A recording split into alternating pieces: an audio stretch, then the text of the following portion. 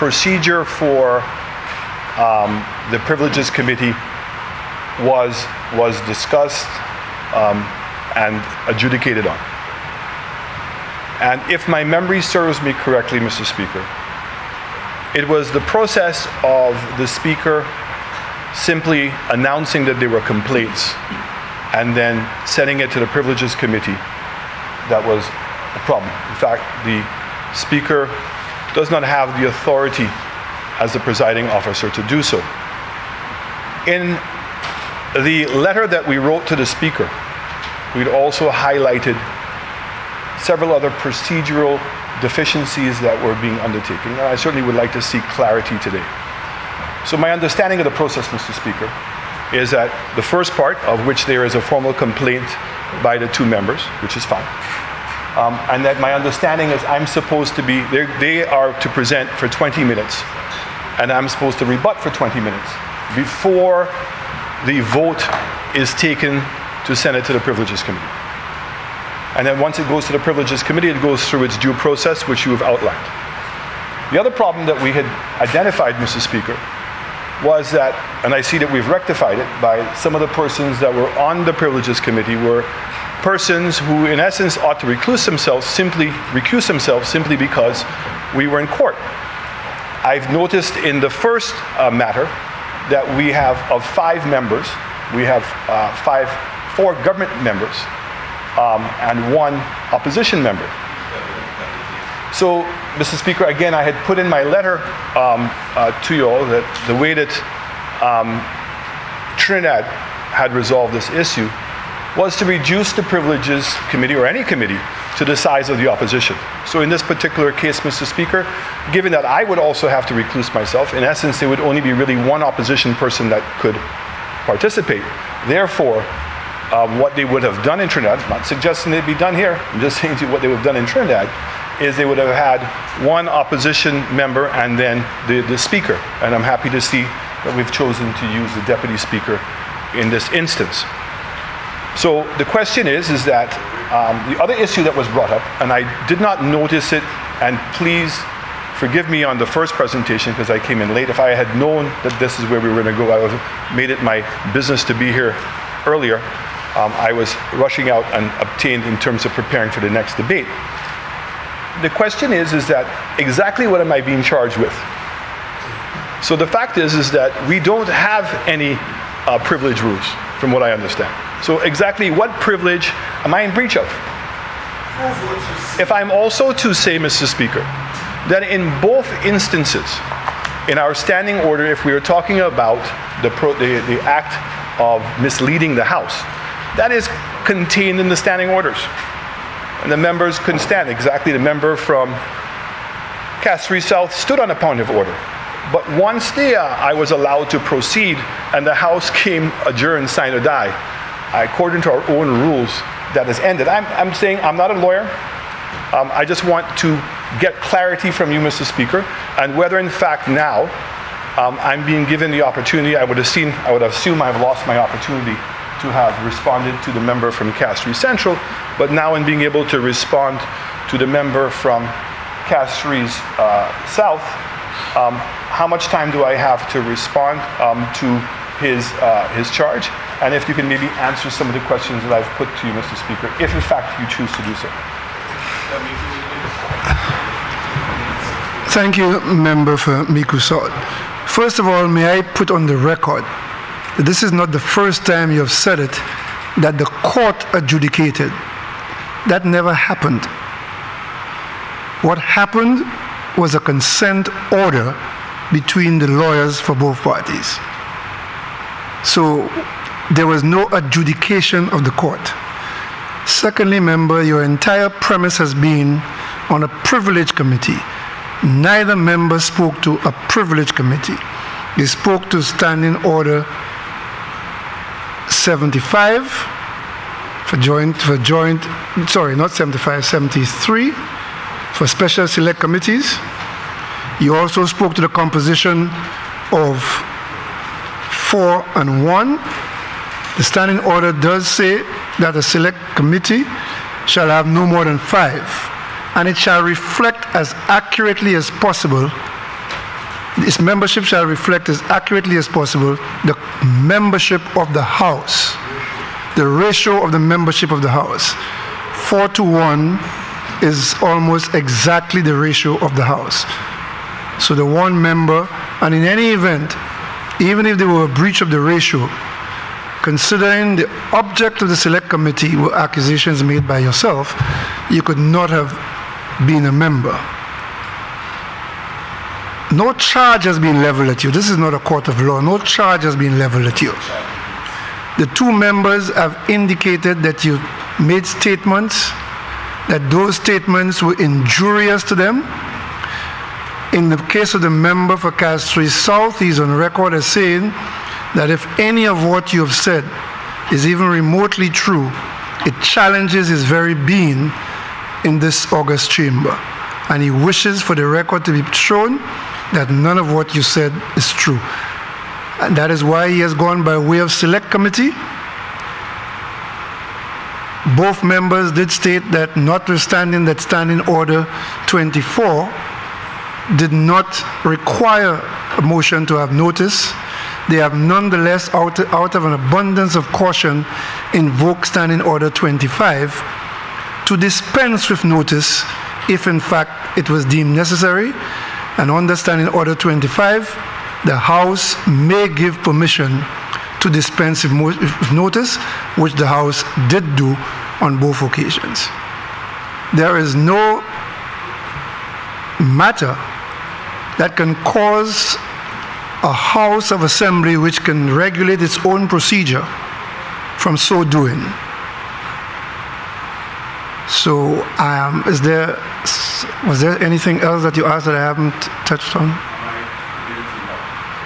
It's a motion, just like any other motion, so you do have an opportunity to respond. Just so that I understand, the select committee is determining exactly what? The veracity of what you said.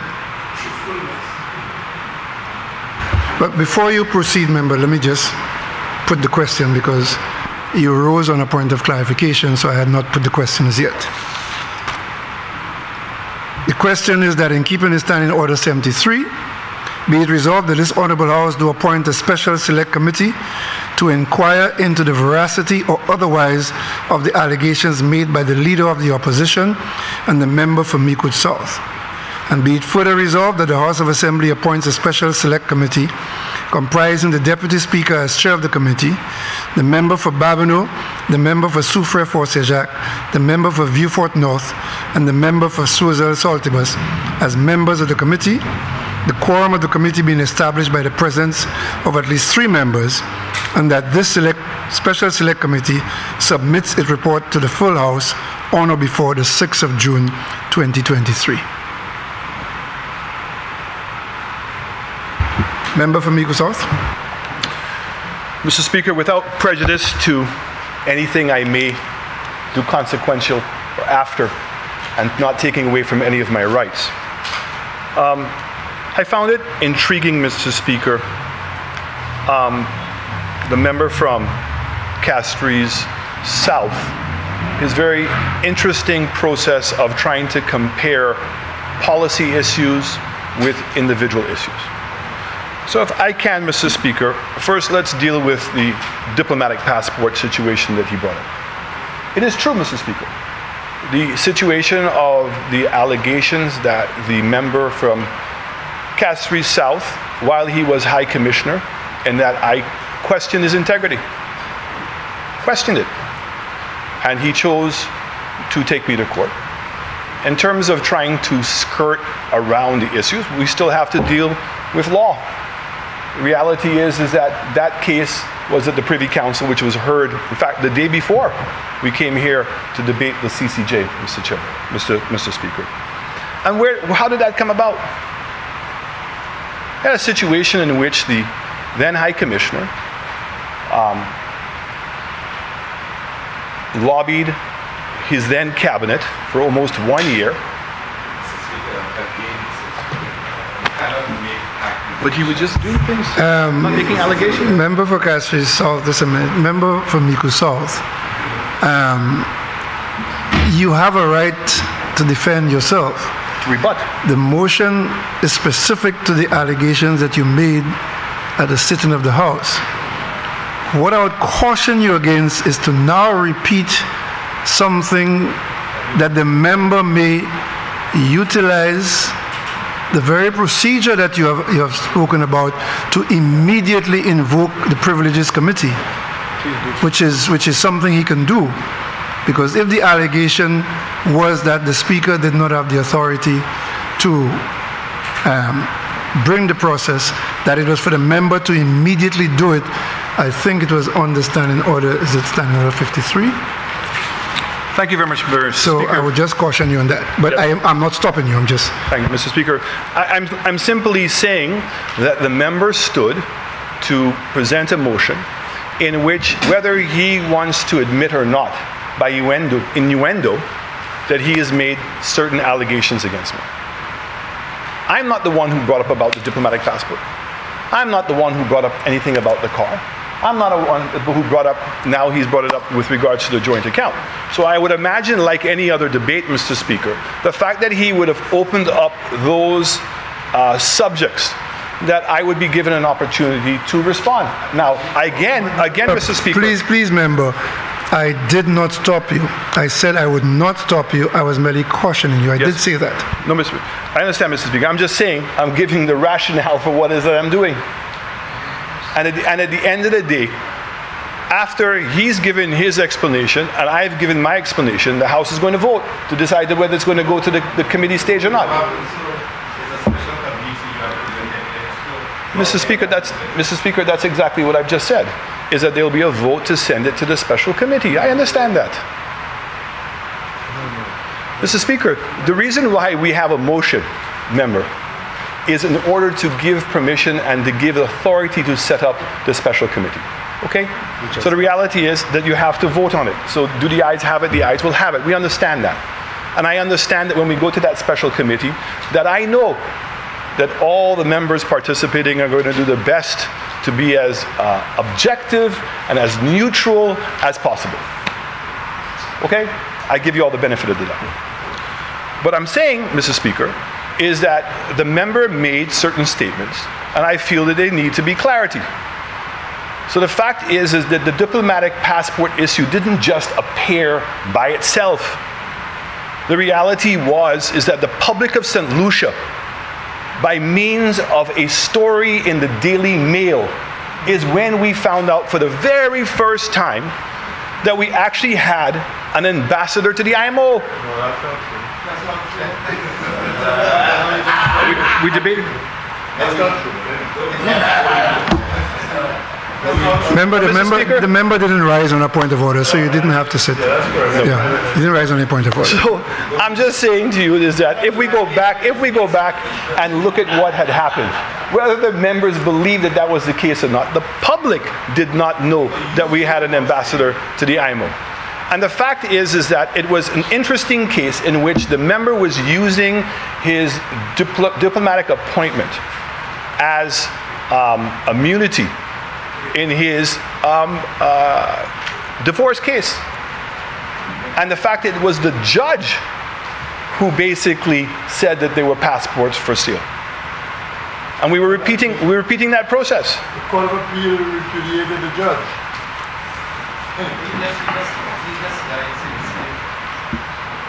Mr. Speaker? Okay. So all the things I'm saying, we can go back and look at whether you want to give clarity to any of the issues. Bring the evidence, man. The evidence is there. Okay. So, Mr. Speaker, the fact is that it was the member from Castres South who decided to take me to court. And I had to put up a defense. And it was in researching that defense that a tremendous amount of information was found out, i.e., that the member actually had been appointed as our ambassador to IMO at the beginning of 2013 as the High Commissioner. And it was months afterwards, after being appointed, when he met with Dr. Jafali, that all of a sudden that he no longer was the ambassador to the IMO, and he allowed Dr. Jafali to be so. In fact, the initial appointment of Dr. Jafali was to be the deputy ambassador, but Jafali's lawyers pointed out that that position would not be sufficient in order for him to get immunity. So the discussion of immunity was in the discussion the entire time. So, Mr. Speaker, I'm certainly always willing, and I'm looking forward to the day to being able to air this out in court. But the reality is I'm not going to allow my rights as a citizen to be breached upon. And that's why we ended up in the Privy Council. So in fact, the case has never been properly debated because we've been dealing with an issue of standing and whether in fact that the time had elapsed in order for the member to be able to sue me. Very important issue. With regards to the car, Mr. Speaker, the member is correct. He did pay for the car. He is the beneficial owner of the car. That has been said. It's been said. I've said it many times if you want me to repeat it again. He is the owner of the car and he's the beneficial owner. But, Mr. Speaker, there was a process. The fact is that the member participated in the purchase of 2 vehicles. The first vehicle that he purchased, which he applied to the British government, indicating that it was his car. That car that he was purchasing initially, his brother was the beneficial owner of the car. His brother was the beneficial owner. But he applied for the car in the British government using his position as the High Commission to say that the car belonged to him. And after he benefited from all of the duty exemptions in the UK, he transferred it, as he legally would be allowed to, as a private citizen, and transferred it back to his brother. The question is, was he in breach of any laws in St. Lucia by using his position to have given a benefit to his brother? After doing so, Mr. Speaker, he attempted to buy a second car. But knowing that he could not purchase the car in his own name, Mr. Speaker, the member transferred the monies into Tafawwa Williams' name. Tafawwa Williams was an employee of the embassy. And Tafawwa Williams is the person who made the deposit. And the member has tried to convince all of us that the reason why he did that was so that Tafawwa Williams could handle administratively the purchase of the car. Something that St. Lucians do online from here by themselves. The ability of transferring money electronically or leaving a banker's check. So it's ridiculous to believe that there was any necessity to put it into Tafawwa Williams' name. But the reality, Mr. Speaker, it became even more absurd because Tafawwa Williams was rejected by the British and he too could not purchase the car. So what happened is they put the car in the name of the St. Lucia High Commission. And the application was made to the British authorities saying the car belonged to the High Commission. So the question becomes, and it's a properly legal question, at that point, if in fact you put it in the name of the state, and the cause of the case, which everybody seems to want to misunderstand, the case against the the member from Castries South on his car in customs was not an allegation, was simply asking him, given the fact that the car was registered in the name of the state, and given the financial act that we have, who gave him permission to who gave the state permission to dispose of the asset and to give it back to him? Who? And so therefore that he would have to go to customs and provide that level of detail. So the reality is, Mr. Speaker, is that even when you're going to benefit from the duty-free concessions in St. Lucia as a returning diplomat, there are 2 requirements. The first requirement, Mr. Speaker, is that you must be a returning diplomat, of which he was. But the second requirement was that the car had to belong to him. And there was already evidence on hand to show that the car had been registered in the name of the state. And there are affidavits, Mr. Speaker, by the auto dealer saying that when they sold the car to the state. There are affidavits from the British authorities to say that when they gave permission for the car to be purchased, that the car was in the name of the state. And the fact is, the car was registered in the United Kingdom in the name of the state. In fact, even the invoice that the member was providing to customs showed that the car was owned in the name of the St. Lucia High Commission. Who paid for it? Well, Mr. Speaker, we can get into the argument of who paid, but the reality is, unlike a private citizen, the High Commission is guided by the Financial Act. That's who guides it. So it can't be like how he did, where he just transferred the car into his brother's name, that was okay legally. Or if in fact he purchased it into Tafal Williams' names and Tafal Williams wanted to transfer him back, no problem. The problem comes when now the car is transferred into the name of the High Commission. And the only entity that is permitted to dispose of that asset, Mr. Speaker, is the Director of Finance. And the fact is, the Director of Finance had no record. Ministry of Foreign Affairs had no record. Nobody had any record that the car was put into the name of the state or disposed of. And the issue with the court case is the Controller of Customs believes, and that's to be determined by the courts, not me, that he had the authority to just waive the case. The reality is that there's a letter from the Director of Finance asking Customs, Mr. Speaker, not me, asking Customs to determine who is the proper owner in this instance of the car, because ownership mattered. So it's not as simple as the member wants to make it out to be. With regards to the joint account, Mr. Speaker, the fact is, I'm so happy the member said that in terms of finding out the signatures on the account. Because the reality is that when it was discovered that an account, coincidentally, as the member says, I'm not going to make any allegations, coincidentally, at the same time when the British government was seeking for government of St. Lucia to waive the immunity of Jafali, that an account was opened up between the St. Lucia High Commission and Dr. Jufali as the Ambassador General. And the account's name was the St. Lucia High Commission IMO account. The Auditor General has provided a letter. I provided you that letter, Mr. Speaker, to say that that account existed, but no permission had ever been Member from given. Microsoft, may I just interject here? You are now going on the record to say that the account was between the High Commission and Dr. Jufali.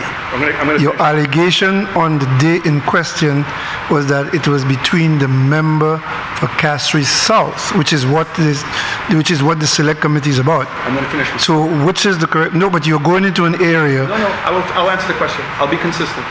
No, member. Please bear me out. Please bear me out, member. You stated on the 9th of August that the joint account was between the member for Castries South as an individual and Dr. Jufali.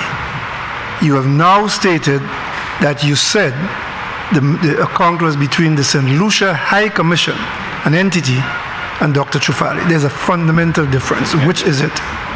Yeah. But you would address what I just said first. Of course, always, Mr. Speaker. Mr. Speaker, the account was opened up in the name of the St. Lucia High Commission, the St. Lucia High Commission IMO account. No, that's not what I'm asking. I'm asking you to reconcile your statement today with your statement on the 9th. Mr. Speaker. I'm going to, Mr. Speaker. Okay? I'm going to, Mr. Speaker. Okay? And the signatures on the account, as per the request to the bank, was the High Commissioner, Ernest Hilaire, and the Ambassador, Dr. Jufali. I would put to you, Mr. Speaker, if in fact that the Auditor General says the account never existed, no permission had ever been sought to open it up, that the monies that were sent in, £66,500, that the state had never been advised that any of those monies were put into the account, and expenditures were made from the account by those signatures. Whose account is it?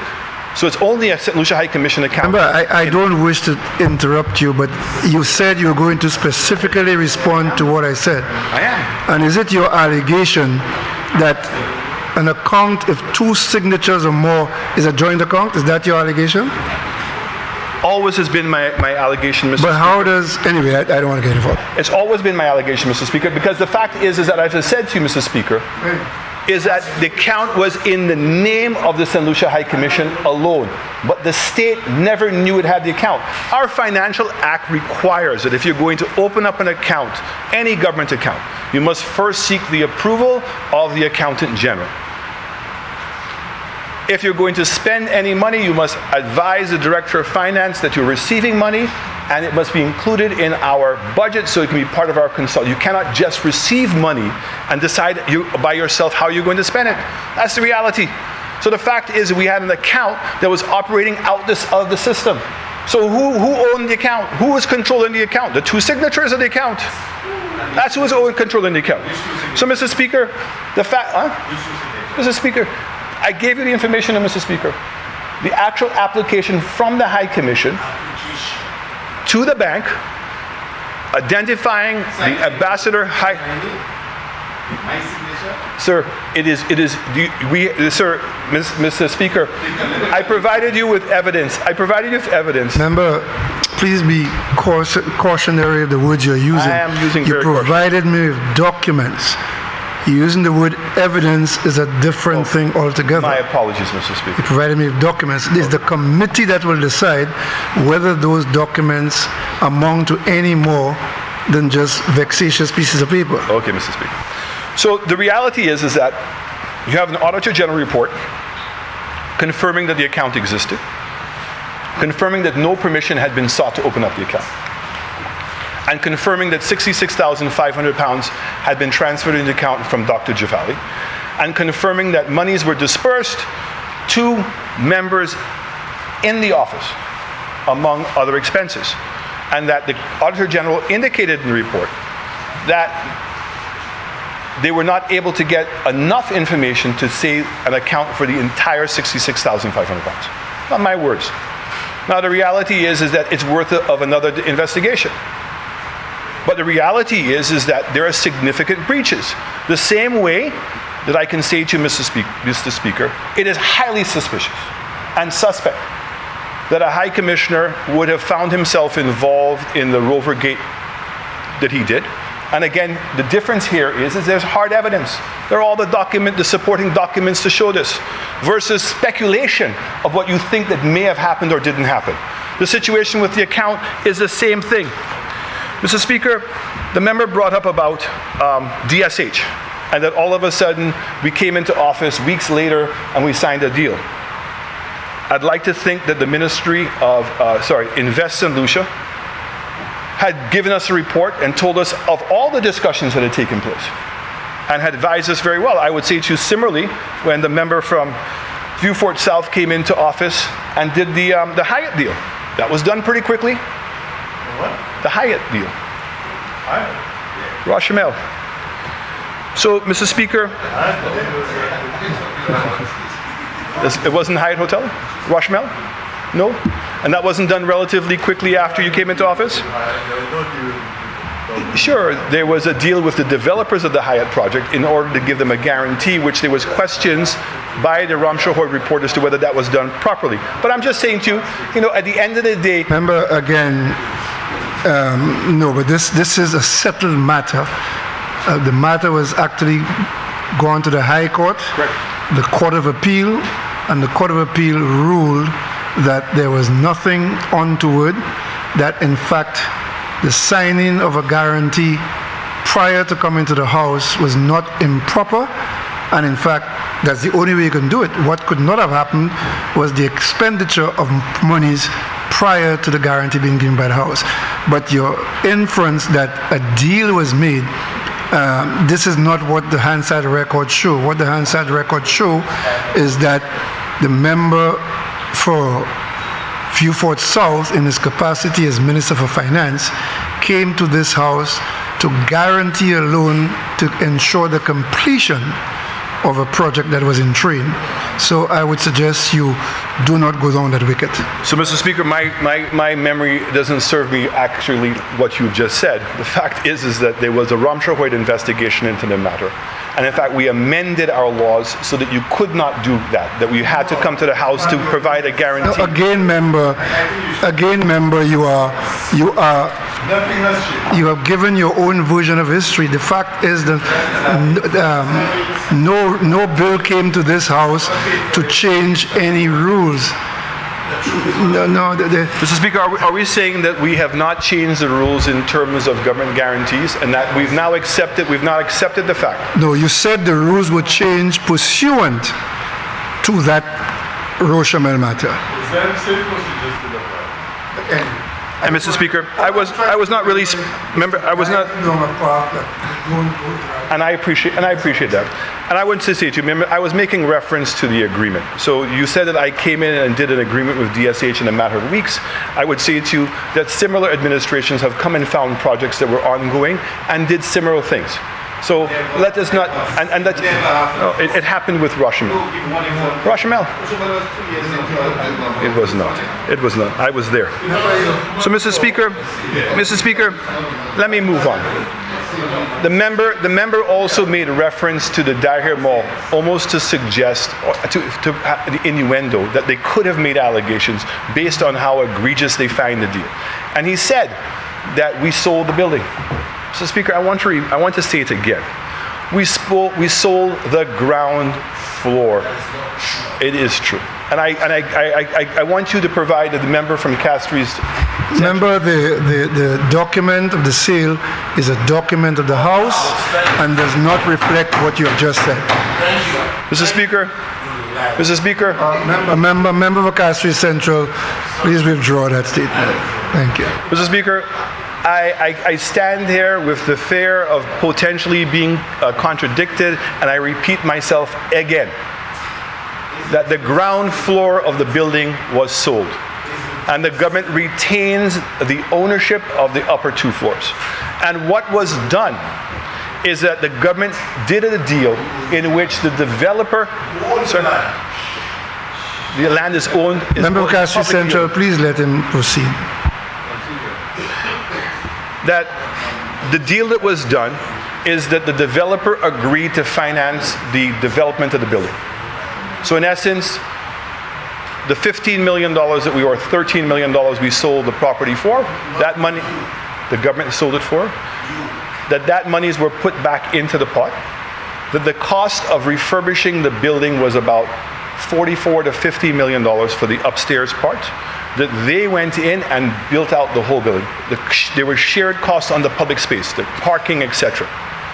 And that the government now owns the building, but what we're doing is we're paying back $4 a square foot, and that money is to pay back the developer for the works that he did in fixing up the building, which government would have had to do themselves if they were going to use the building.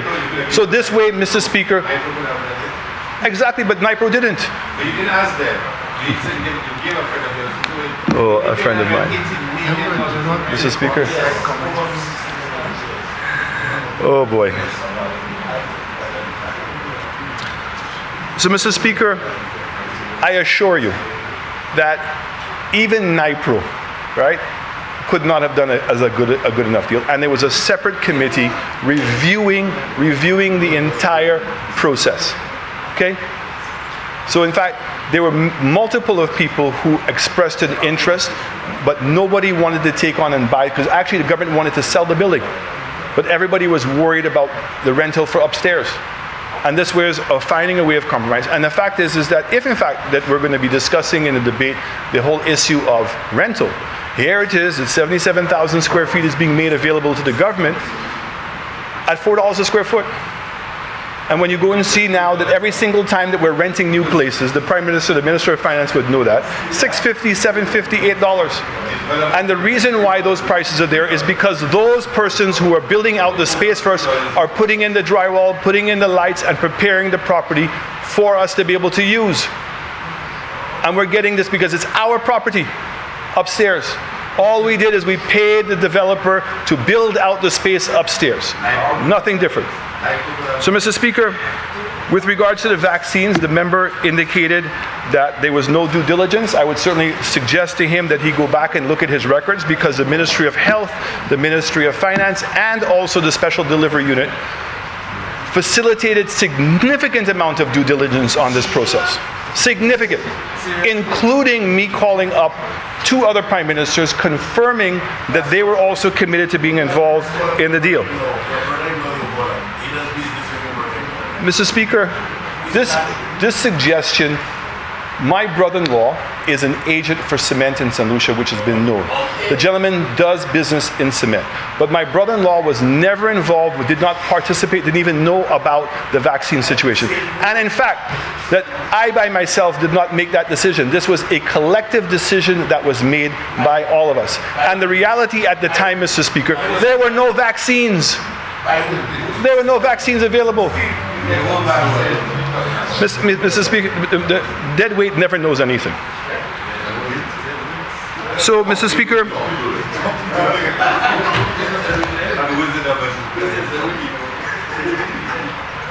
what was the $30 million again? What was the $30 million again? Range. Mr. Speaker, I have said publicly that I take responsibility for what happened with Range. The reality is we were attempting to do a very different deal with CIP. And it's a deal I still think is the way that we should be moving forward, Mr. Speaker. The deal with Range was instead of Range getting approval to do CIP and that they would have used CIP funds to build their own property. What we were doing is we were getting the CIP funds to come into us and we were lending the money to Range in order for them to build the hotel and that we would own the hotel. And the problem, I'll tell you. And the problem, I'll tell you where it goes. The problem that happened, Minister, is because I heard you discussing a problem that you had with jazz. These things happen. So what you'd have to, the artist that didn't come, the artist that did not come, Mr. Speaker, stuff happens. So the reality is that we did not have the economic fund operational. And there was a difficulty because the monies could not be transferred to the economic fund and there was no legal way of transferring the money from the consolidated fund over back to Range to be able to build the hotel. And after almost a year of being frustrated by the legal system, Range and ourselves agreed to part ways. And we did it in a very civil way. The fact is that there was proof that Range brought X millions of dollars of CIP to St. Lucia. And we paid him a commission like we would pay anybody else a commission for those passports that he sold. Go and check it. And you know him very well, you can ask him. Okay? And what we did is he had paid money for the land. We reimbursed him the money for the land. And we paid him, I think it was like $3.5 million for the drawings and everything else that he had done. Okay, so in essence, it cost us really the time, which we lost, and more importantly, the extra cost of having to pay him back for the drawings and the designs that he had done. But this idea that there was millions of dollars lost or there's anything untoward about the whole thing, but the file is there. The same way I look at files, you can look at files and you can make a determination. But again, the member knows the gentleman from Range and he can ascertain whether what I'm saying is true or not. So the reality is that the difference here in some of the statements I've made those statements holding certain evidence in hand. And so therefore, Mr. Speaker, I'm grateful for the opportunity to have been able to rebut. I'm still not sure of what the process is and what the intended outcome of the process is, but I'm a member of this House. I will continue to watch to see what is going to transpire, always mindful of my own personal rights and whether in fact I'm going to be judged by a group of persons who already have a political bias, and whether in fact that those persons can derobe themselves of those kinds of biases and actually fairly give a judgment or a decision. But I wait. This is a new process, Mr. Speaker. I've not seen it. I'm going to wait for it to unfold. And as I said, without prejudice, I'm going to keep my own personal rights available to myself. Hopefully, I was able to provide some clarification on some of the issues to the members of the House and also to the general public, but more importantly to my very good friend, and to say to him, at no point have I ever tried to personally go after him.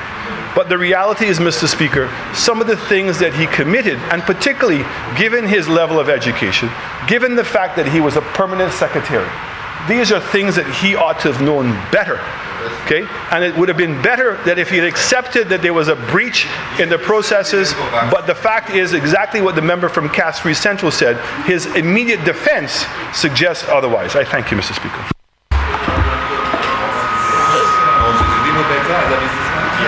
The member for Castries East.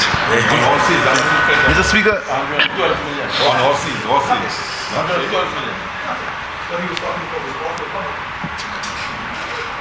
So when I free the visa, you tell me? I tell you. You said it. Members, there's a member on the floor. Mr. Speaker. Mr. Speaker, I do not want to get involved today in the evidence of the two motions. That evidence will be handled in due course, Mr. Speaker. And committees that have been formed will get the evidence, and then the opinions of people will not matter, but it will be based on evidence, Mr. Speaker, and facts. Because, Mr. Speaker, I think what's happening today in this Honorable House is very historic and important, Mr. Speaker. When we were in opposition, we always made a point about the vindictiveness of the then government. The vindictiveness. And we said so all the time, the vindictiveness of this government, Mr. Speaker. But the sad thing is they have lost the government, and the style continues. The vindictiveness is even more nasty. The accusations are worse. The insinuations are terrible, Mr. Speaker, and they continue in that same vein. And the member for Mikusov always comes to this Honorable House in a posture of piousness, a posture of all what I did was for you. All what I did was for good of the country. I never intended you any harm, but you are so bad, and you're so this and that, and all these things for the country. 23 islands, state-of-the-art hospital, porting in Viewfort, all big airport, and you all just allow all that to go aside because you all do not know what you all are doing, Mr. Speaker. And he comes and he says these things, no evidence, absolutely no evidence. But today, we'll have a chance for us to show the evidence of all the accusations that have been made here today, Mr. Speaker. Mr. Speaker, I've been in politics for a long time, and I really fought to get where I am. I wasn't privileged to be able to get a seat. I didn't say that. So, I remember, Mr. Speaker, when the member for Viewfort South, was Prime Minister, and they decided, and that was the style of the United Workers' Party, they decided to go after the leader. They said all kinds of things about him. And my colleague from Cash's office is correct. I remember one day we held a meeting at the Prime Minister's official residence, and the late Sir John Compton had just returned into politics, and everybody who was in the room was saying that is the time to attack John Compton on a particular thing. Everybody. And remember the Prime Minister at the time saying, no, we're not going there. The guy has his wife and his children, and that has been debated in the public domain all enough. Let us not do that. And everybody was around the room was saying, that's a soft underbelly. Let's go after it. I don't know if he recalls that. Let's go after that. That's a soft underbelly. Let's go after that. And he said, no, we're not doing it. And the member of Cash South I'm sure he was there. He recalled that moment, Mr. Speaker. But Mr. Speaker, this United Workers' Party that the member leads now has never been so vicious, has never been so, if I can use the word, nasty, has never been so vindictive in the history of television politics, Mr. Speaker. In the history, Mr. Speaker. And I'm glad that these two members have the courage. And it takes courage to put all what you have on the line and say, here's what you say about me, come and prove it. It takes courage, Mr. Speaker, and I want to applaud them. Because it takes courage. Because you can hide behind the parliament, you can hide behind Facebook, and write all kinds of things about people, and never have the courage to come forward and say, that is what you said about me, prove it, Mr. Speaker. And that is what these two members are doing. Putting it all out in the line and saying, prove it. Let us deal with it, Mr. Speaker. Mr. Speaker, I don't want to, will not be long. I want to come from my own personal experience, Mr. Speaker. My own personal experience, Mr. Speaker. Which I know that some people might tell me it's politics and I must not deal with it, Mr. Speaker. Mr. Speaker, all my life in the politics of St. Lucia, I've tried my best not to do what is wrong in terms of my dealings financially, in terms of my dealings with investors, in terms of my dealings with everyone, Mr. Speaker. Suddenly, all in a sudden, the party that he leads finds it necessary to go on a character assassination of me, Mr. Speaker. Suddenly. Even to go as far as to, Mr. Speaker, to compare me with a known Jamaican criminal. That is what the party he leads to, Mr. Speaker. And he comes here with the parseness to compare me, so I know what he feels, and I know what he feels, Mr. Speaker. And I'm glad they have the courage to do it. Open it up. To compare me to a known Jamaican criminal, Mr. Speaker. Compare me with that, Mr. Speaker. And he is part of, I understand that he is part of the writing. If not the editor, but the composer. When he comes here and stands up and pretends that all what he says is true, and all what he says, you must accept it because he said it, Mr. Speaker. So I'm glad that these two members are putting it all out, Mr. Speaker. I'm very happy. Mr. Speaker,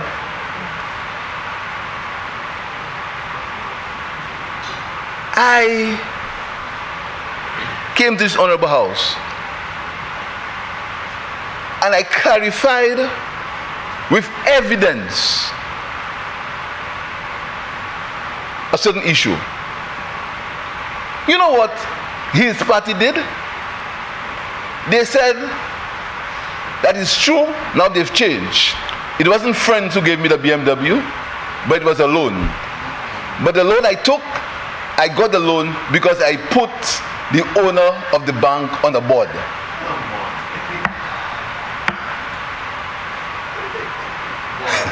But you didn't want to say that again? I put the owner of the bank on a board. Yes, so I put him on the board, so because of that he gave me a loan. And when I bought the vehicle, I was in opposition. Exactly. I couldn't even build a cardboard.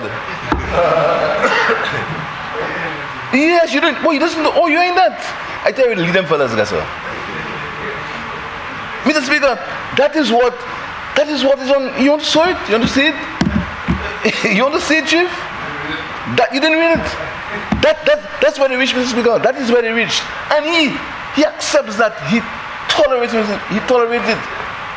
Mr. Speaker. So I'm glad that these members have the courage to bring the motion, Mr. Speaker.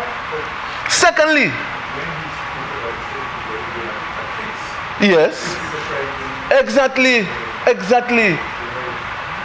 You understand? I didn't say it, I can make it a document of the House. Mr. Speaker, but they continue. It's the same way the statement on the member's visa, which is easy. You can prove easily. Something you can prove. But they continue to say it. Mr. Speaker. So, Mr. Speaker, this is very new territory. Territory that I hope will be able to uplift the politics of St. Lucia to take it to a certain level, Mr. Speaker. Mr. Speaker, everybody who owns property in this country, there's a registry. You can go to the registry and you can just put in a name, Jack Brown, and you'll find all the names of all the property that the person owes, whether the property is mortgaged, whether the property is encumbered, whether the inner revenue has a caution on the property. Very easy, Mr. Very easy. They will accuse people and bring their children and their spouses in that accusation, knowing very well that few people know in St. Lucia that anybody who owns property, you can find out it's a public document, Mr. Speaker, and put it on social media where millions of people read it. Millions. It's not like before. When I started in politics, you could go somewhere in the country and say anything you want about a man, and nobody heard.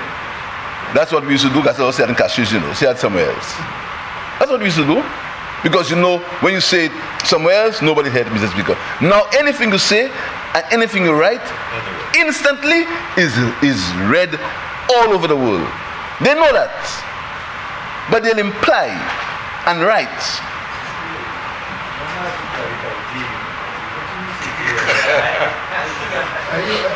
Rising on a point of order.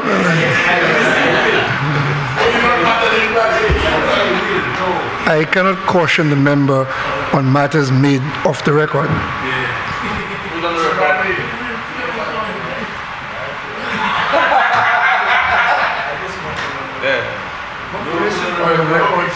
You have not been an intervention, you don't know record.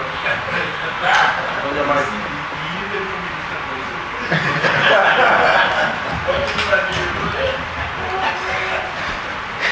Yes, Mr. Speaker. Mr. Speaker. So you make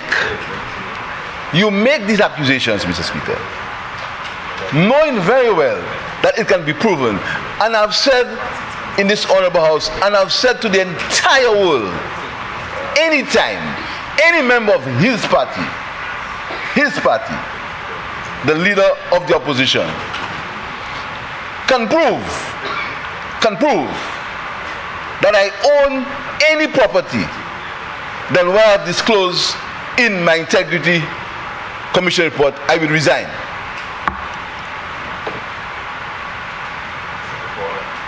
I'll say it again.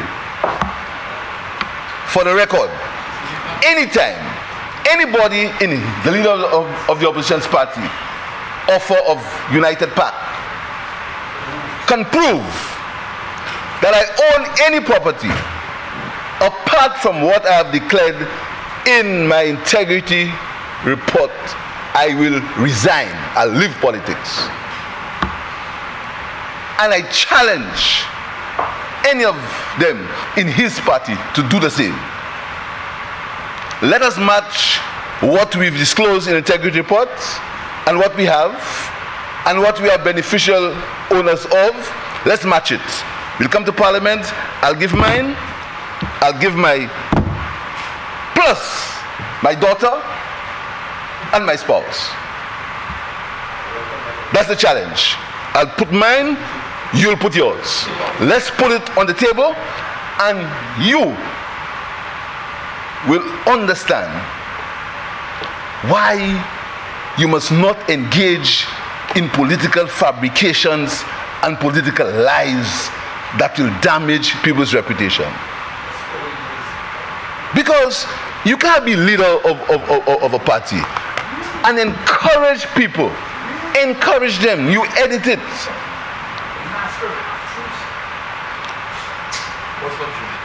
You edit it, Mr. Speaker. And that level of politics, that is why people want to shy out of politics, Mr. Speaker. Because when you get into politics, and people, after years, after you've tried your best to remain within the proper path, Mr. Speaker, you damage that reputation. You construct lies. And the member for Cassius warned me. He said they will construct lies. You see, the construction, and he is part and parcel of it, and comes in this honorable house and pretends to be self-righteous, Mr. Speaker. So I'm very happy that these two members have the courage to come to Parliament. To come to Parliament and disclose it, because you'll have a chance. You will have a chance now. You will have a chance now to all the accusations that you make. You'll have a chance to clear it up. So all the innuendos, all the people who believe the things that you write and lie about, all of them now will have a chance to prove it, Mr. Speaker. And I'm using myself as an example. I challenge you in any court you want, on the boulevard, on the market steps, wherever you want, to come with all the accusations that you've been making, you and your party, to play it in the public. So we're starting now. We're starting with Cassius Central and Cassius South. And again, I want to applaud the members for their courage. Because you have to be courageous, you know. Because this politics, you see, when you come into politics by a helicopter. Helicopter. And you landed news.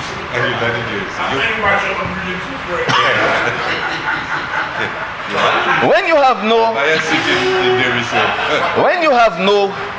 have no groundings with people, when you've never worked with people, when you never understood how people feel, when you never understand how people suffer, how you understand how people love, how you never understand the bond that exists between the people and the constituency.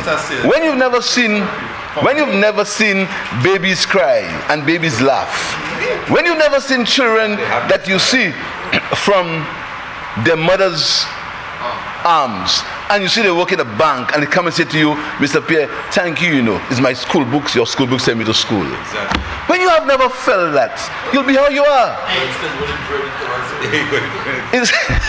With a suit. You know, when you've never felt that, Mr. Speaker, you don't understand how it feels when somebody tries to damage a reputation that you've built for all your life. When you never do that, when you never felt that, because you see, you came into politics on a parachute,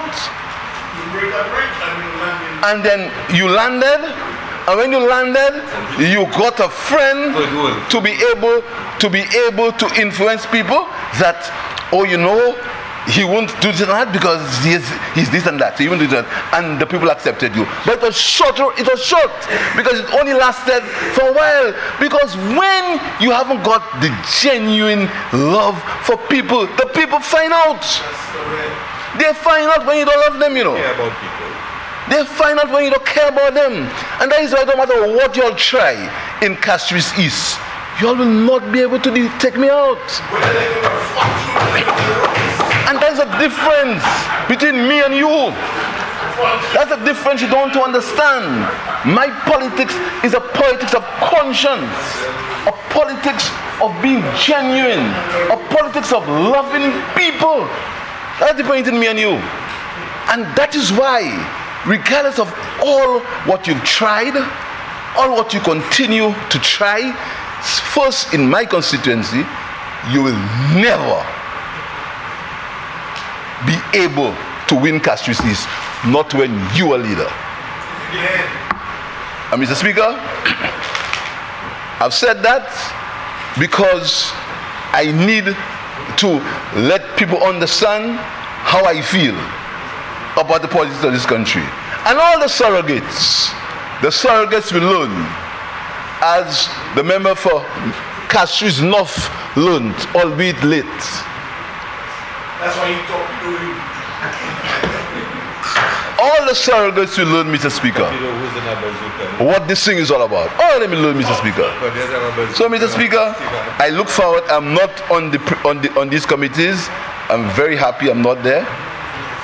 I wait for the hearings, and I very hope, Mr. Speaker, that the truth comes out, the evidence comes out, Mr. Speaker, and let the truth prevail, and who has to win will win, who has to lose will lose, Mr. Speaker, but the truth will prevail. I thank you, Mr. Speaker.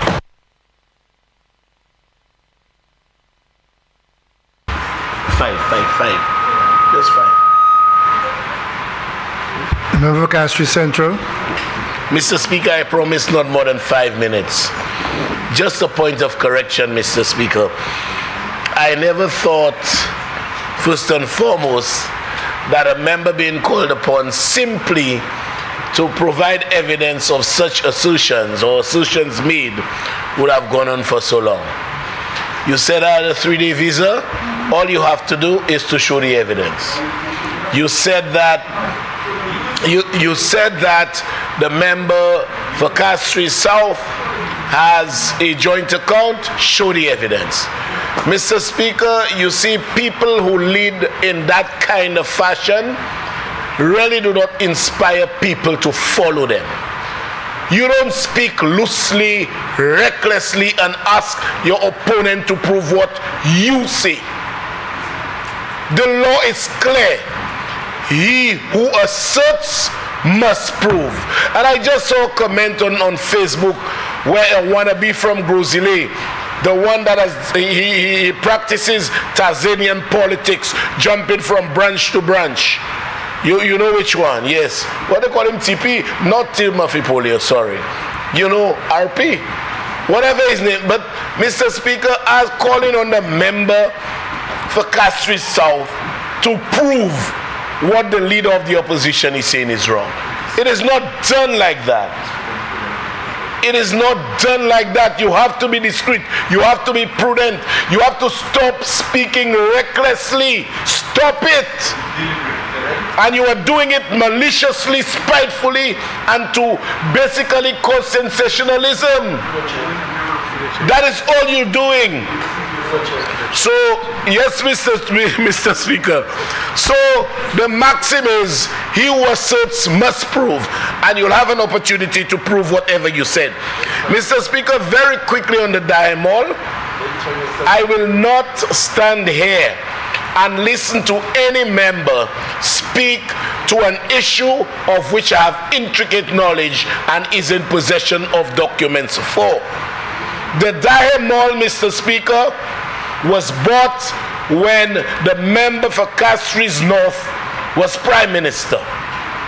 It was bought for about $20 million. We paid interest, Mr. Speaker, you were a senator then. We paid interest of 200, but I'd want him not to make you a senator again. We paid interest, Mr. Speaker, of 200. Member for Castries Central, rather than speculate, I did instruct the clerk to produce the document. Yes. And it's already a document of the House. I would just read the paragraph. It says that the vendor being the Amazona Properties Limited hereby sells and conveys free and clear of all encumbrances upon the purchaser being Orange Grove Plaza Limited, a company duly incorporated under the laws of Lucia, blah, blah, blah, the immovable property described in the first schedule.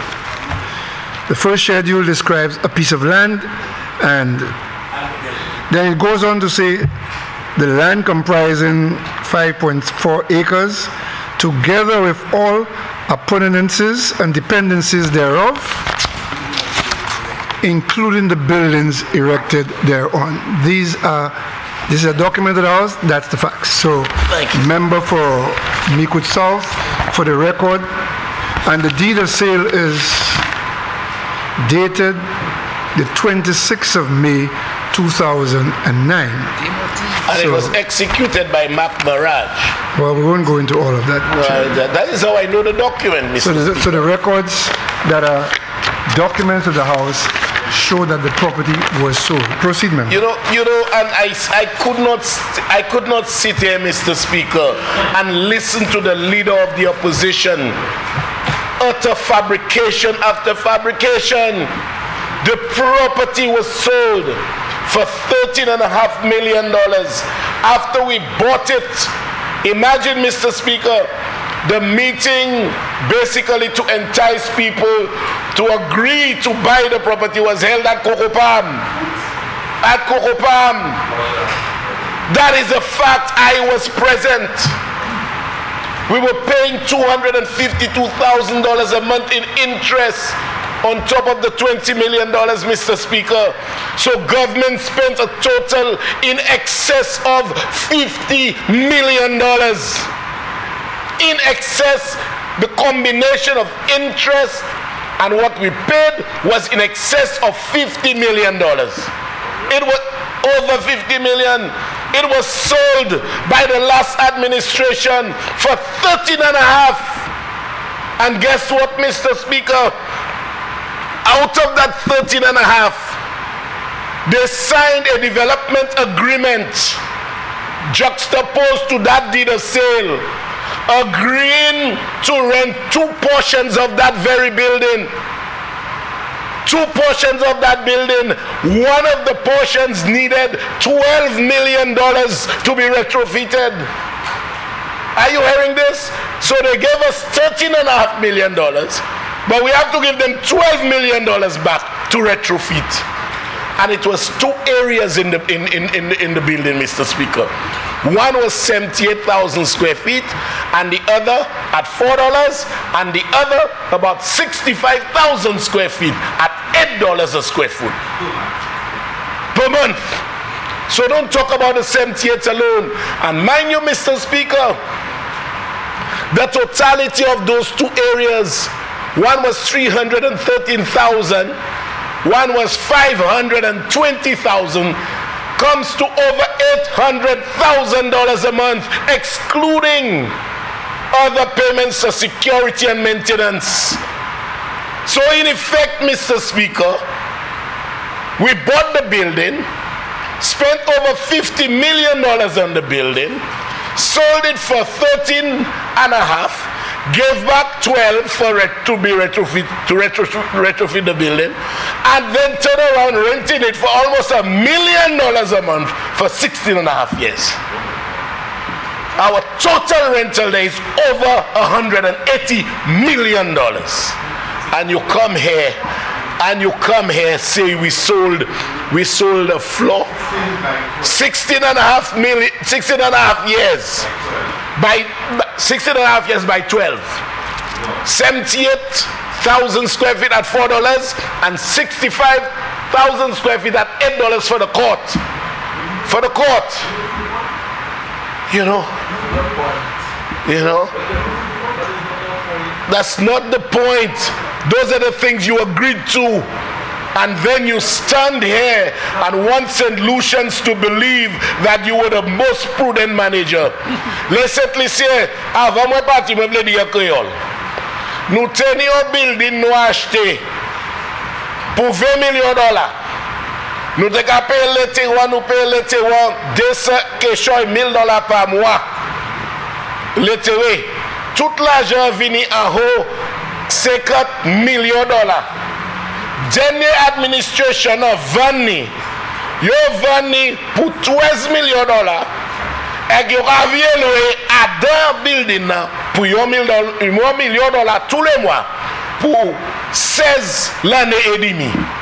Là nous fin payer loué, nous kay payer about $80 millions pour bagay nous te jani.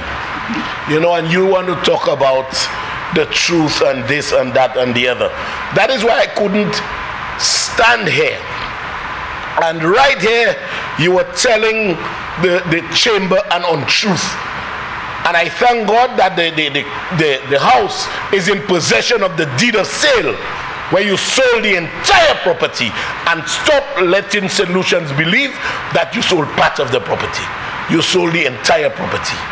And all they were asking you to do, bring your evidence of my 3-day visa, bring your evidence of the joint account for the member, between the member for Castries South and Mr. Jufali.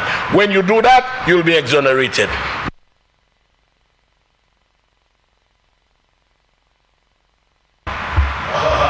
Leader of Government Business. Thank you very much, Mr. Speaker. Speaker, I'm not sure if to be delighted or worried. Delighted that we will get an opportunity for the honorable member to do the simple thing as my colleague ended his presentation and just provide the evidence. But whether I should be worried, Mr. Speaker, that the honorable member from Miku South has a rather incurable condition, Mr. Speaker. I mean, it is bewildering, Mr. Speaker, that somebody can so obviously state things that are not true and counter by repeating it in a different version. I mean, this for me, I don't know, I'm not sure I'm experienced enough in life to understand such characteristics in individuals, Mr. Speaker. And I must say, the member from Procedural Saltibus, I really fear for you. I really do. I mean, you know, the Prime Minister keeps teasing you that there is enough space in our embrace for you. I really think, Mr. Speaker, that you need to have a conversation with the member from Procedural Saltibus, because that cannot be normal. That behavior cannot be normal, Mr. Speaker. I can answer some of what he said, Mr. Speaker, but I'm not even sure that it is worthy of doing so. About the vehicle, it is absolutely ridiculous. It makes no sense. But then he will keep changing the version every time. And in the house this time he says that it is mine, I bought it, it belongs to me. But then it is administrative and I should have known better because I was a PS. And then now for the joint account, he now says it's not me anymore, it's the High Commission and due that. I mean, and it keeps, you know, it keeps changing, Mr. Speaker. It keeps changing, Mr. Speaker. But I want to say to the member from Procedural Saltibus to serve on the committee. To serve on the committee and to find out the truth for the sake of this honorable house and the people of St. Lucia. It's not even partisan. It's not even partisan. Serious accusations were made. You have an opportunity to sit at the committee and for the honorable member to present his evidence and to be objective and to say whether you saw evidence that stated what the member said is true. To ask the honorable member from Castries Central, who will provide his visa for it to be examined, and for the honorable member from Miku South to provide his evidence to show that there was a 3-day visa, that the member overstayed, and that the US wrote to the Prime Minister castigating us. So you have to just come provide your evidence, and I don't even know what evidence I can provide because, you know, I never signed no document. And Mr. Speaker, may I just make one point? I know a document was given to you that is unsigned, that is roughly written, suggesting something. If that is presented as evidence, somebody will have to account for forgery, because it's not signed. But that's true, it's not signed by me. How can you, Mr. Speaker, let's wait for the committee to meet. I'm glad today this is before the House, and the member will have to provide his evidence. If you say something about an honorable member, somebody objects, you ask to withdraw, you withdraw. If you cannot prove it, or if you misspoke. But you cannot continue to repeat something that is not true. You are now asked to come and provide the evidence. And the committee shall do its work and report on or before June the 6th, 2023. Thank you very much, Mr. Speaker. Honorable members, the question is that pursuant to Standing Order 73, be it resolved that this Honorable House do appoint a special select committee to inquire into the veracity or otherwise of the allegations made by the Leader of the Opposition, and member for Mico South in respect of the member for Castries South. And be it further resolved that the House of Assembly appoints a special select committee comprising the Deputy Speaker as chair of the committee, the member for Babonneau, the member for Soufrière Fort Saint-Jacques, the member for Vieux-Fort North, and the member for Choiseul-Saltibus as members of the committee. The quorum of the committee being established by the presence of at least 3 members, and that this special select committee submits its report to the full House on or before the 6th of June 2023. I now put the question. As many as of that opinion say aye. Aye. As many as of a contrary opinion say no. No. I think the ayes have it. The ayes have it. Prime Minister. Beg to present for second reading of a bill shortly entitled Constitution of St. Lucia, Amendment Number 2. Mr. Speaker, this constitutional amendment is to end the violation of Article 46 of the Constitution that has taken place for more than 5 years in this honorable House, to end the violation of the Constitution of St. Lucia, Order 1978. And for clarity, Mr. Speaker, I will read in the record chapter 46 of the Constitution of St. Lucia, and I can make it a document of the House if you want to. Constitution is a document of the House. Is it a document? Yeah, it was passed in the House. Okay. 36, Mr. Speaker, showing the violation and the abuse that I speak to. I read, Mr. Speaker. When the House first meets after any general election,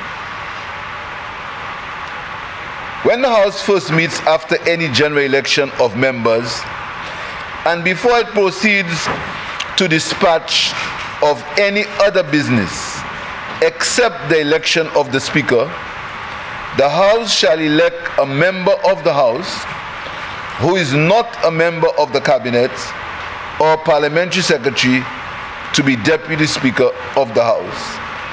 And if the office of Deputy Speaker falls vacant at any time before the next dissolution of Parliament, the House shall, as soon as convenient, elect another member of the House to that office. A person shall vacate the office of Deputy Speaker if he ceases to be a member of the House, if he becomes a member for the Cabinet or Parliamentary Secretary, or if he is elected to be Speaker.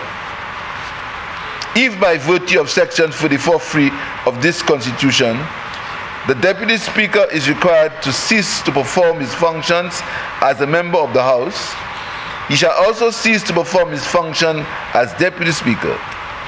And if the Deputy Speaker resumes the performance of his function as a member of the House, in accordance with the provisions of that section, he shall resume the performance of his function as Deputy Speaker.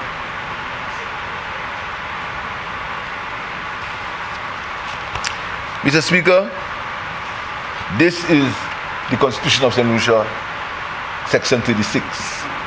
Speaks clearly to the fact that the House should elect a Deputy Speaker as its first business after a Speaker is selected after general election, Mr. Speaker.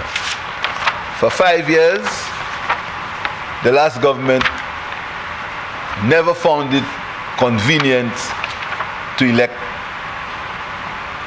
or to select or elect a Deputy Speaker. Why, Mr. Speaker? Because in trying to keep his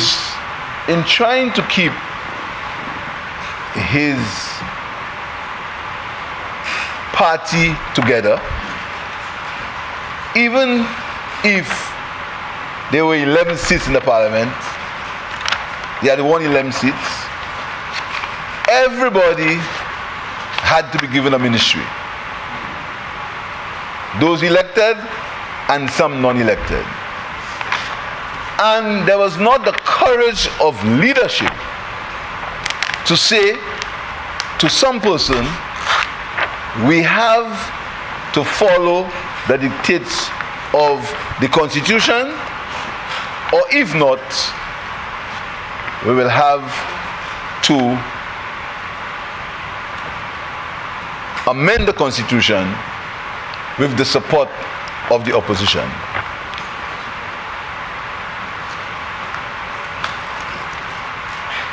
But Mr. Speaker, everybody had to be made a minister. Everybody. And you know, when you talk about leadership, Mr. Speaker, leadership is about asking people to follow you about things that are right. Things that are right. You understand? And when we won 13 seats, 13, I had the courage, and this morning I spoke about the measure of a man.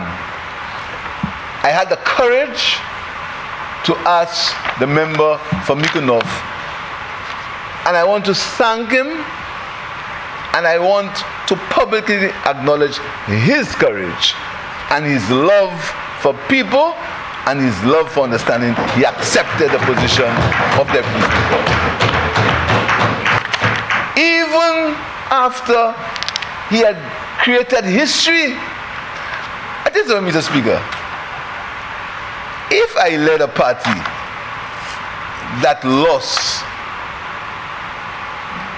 John Compton's seat, I would resign, you know. I mean, Sir John came from Mykonos, resign, come back, never campaign, win. In all times, in 79 he win. And he just use it, you know, and that's what I try and do. Just get up and go. You don't have to refuse to campaign, just win. And you lose that seat and you still want to lead that party? After all, bag point. So John said, Mykonos. Mr. Speaker, when I started politics, you couldn't even think of having a meeting in Mykonos, you know. That's true. You couldn't even think of having a meeting in Mykonos. Mykonos was forbidden territory. You couldn't think of it. Your deposit, you were afraid. I remember the last candidate we run in Mykonos is a fellow called Civilus Jeffrey. Civilus Jeffrey put in his nomination papers at 1 minute to 12. That's when he went, you know. He just put his name, and Julian said to him, let's put your name there. Put your name. and he put his name in Mykonos, and then that was it. And you lose that seat in a time when you're in government. Exactly. I talk about leadership. I want to attack people. Mykonos. Anyhow. So, Mr. Speaker,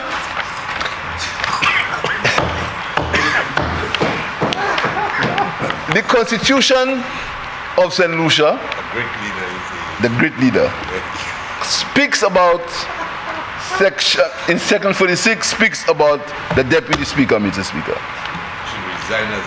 So we appointed the member for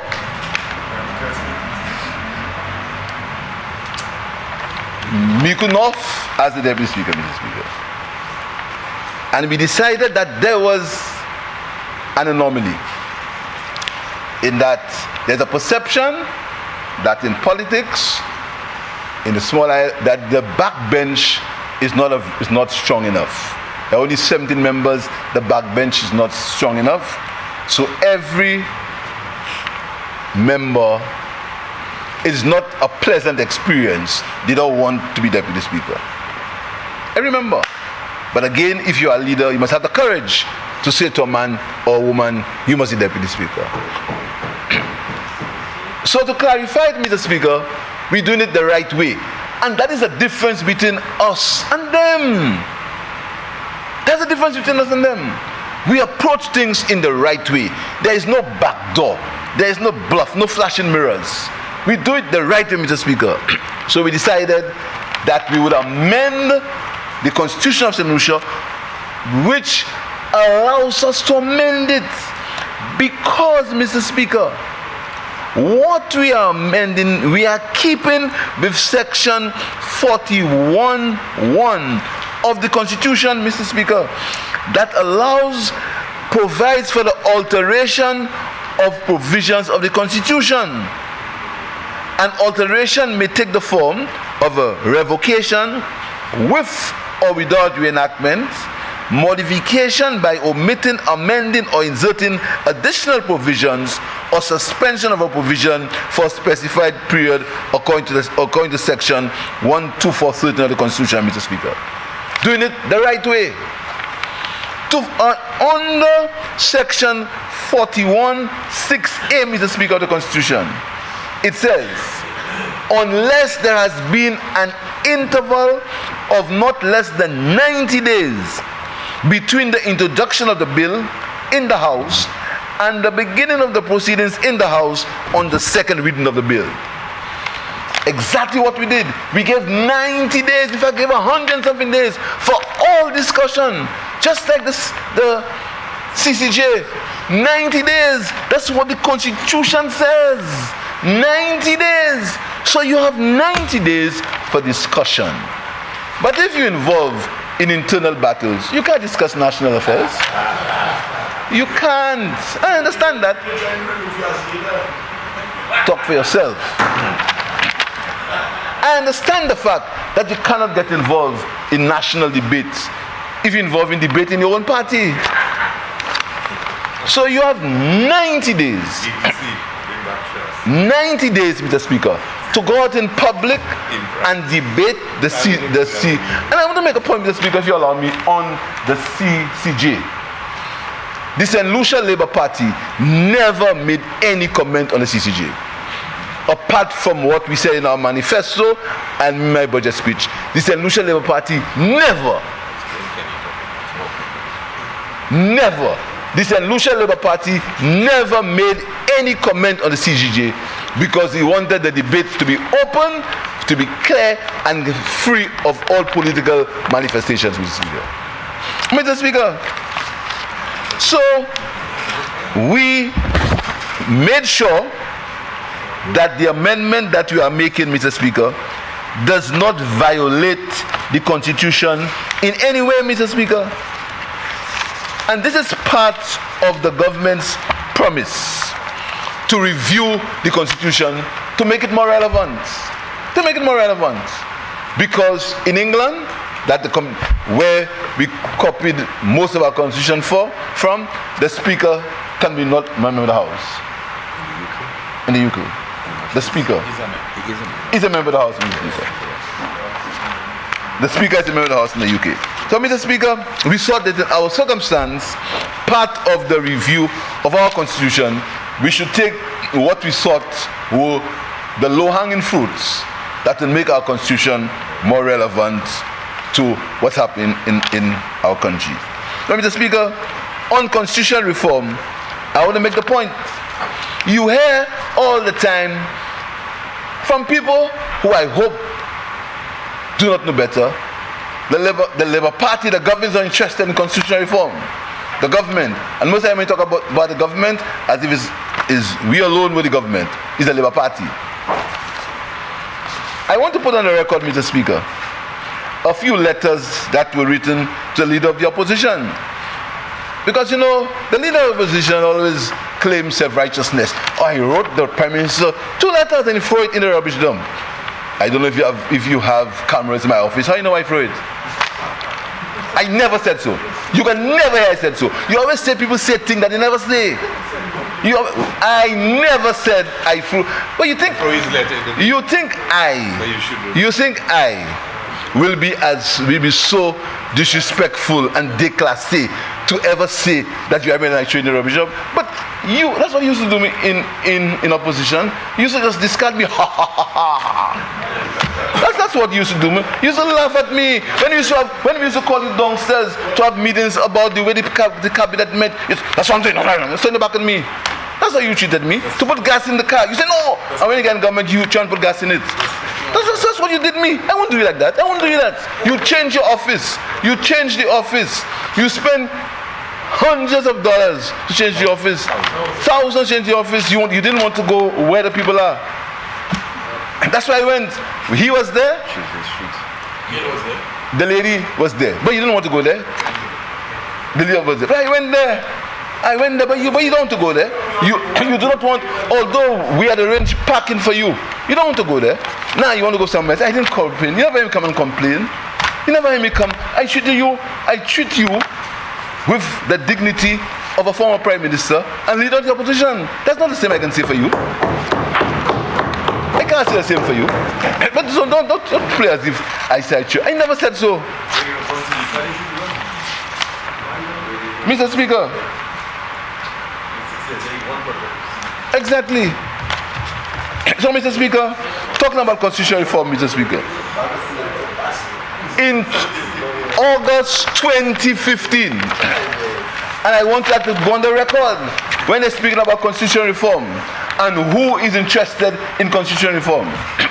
In August 2015,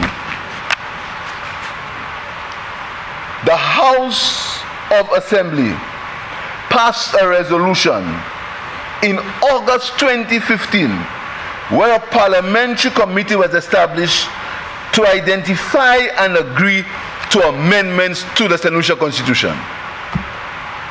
August 2015, after a commission had been formed led by the late Justice Susie Dovey.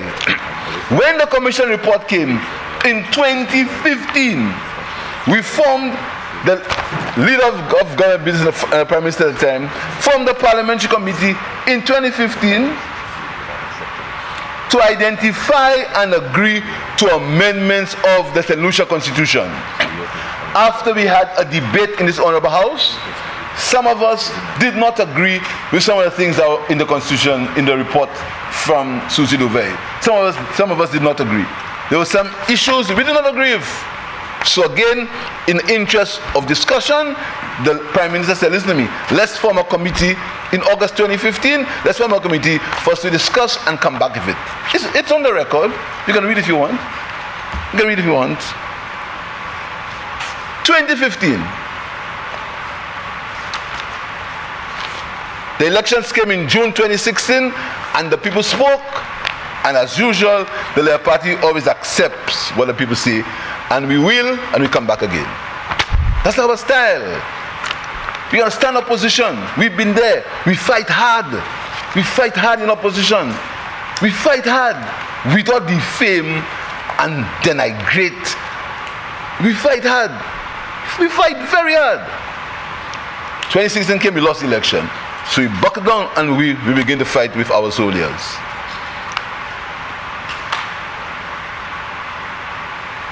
You invited me to a public discussion on constitutional reform to be done on NTN, a public discussion. I was leader of the opposition. I didn't think I was too big, or you were too big from the city view. I didn't discard you and disregard you and play as if that's who are you? I respected you as Prime Minister. I went to the debate. I sat next to you. We discussed the constitutional reform in public, in a public domain. I said what I had to say. You said what you had to say. At that time, I'm not going to mention a certain lady was Attorney General. After you allow her to sit down outside your office for the whole day, you don't want to come into cabinet meetings. Left outside.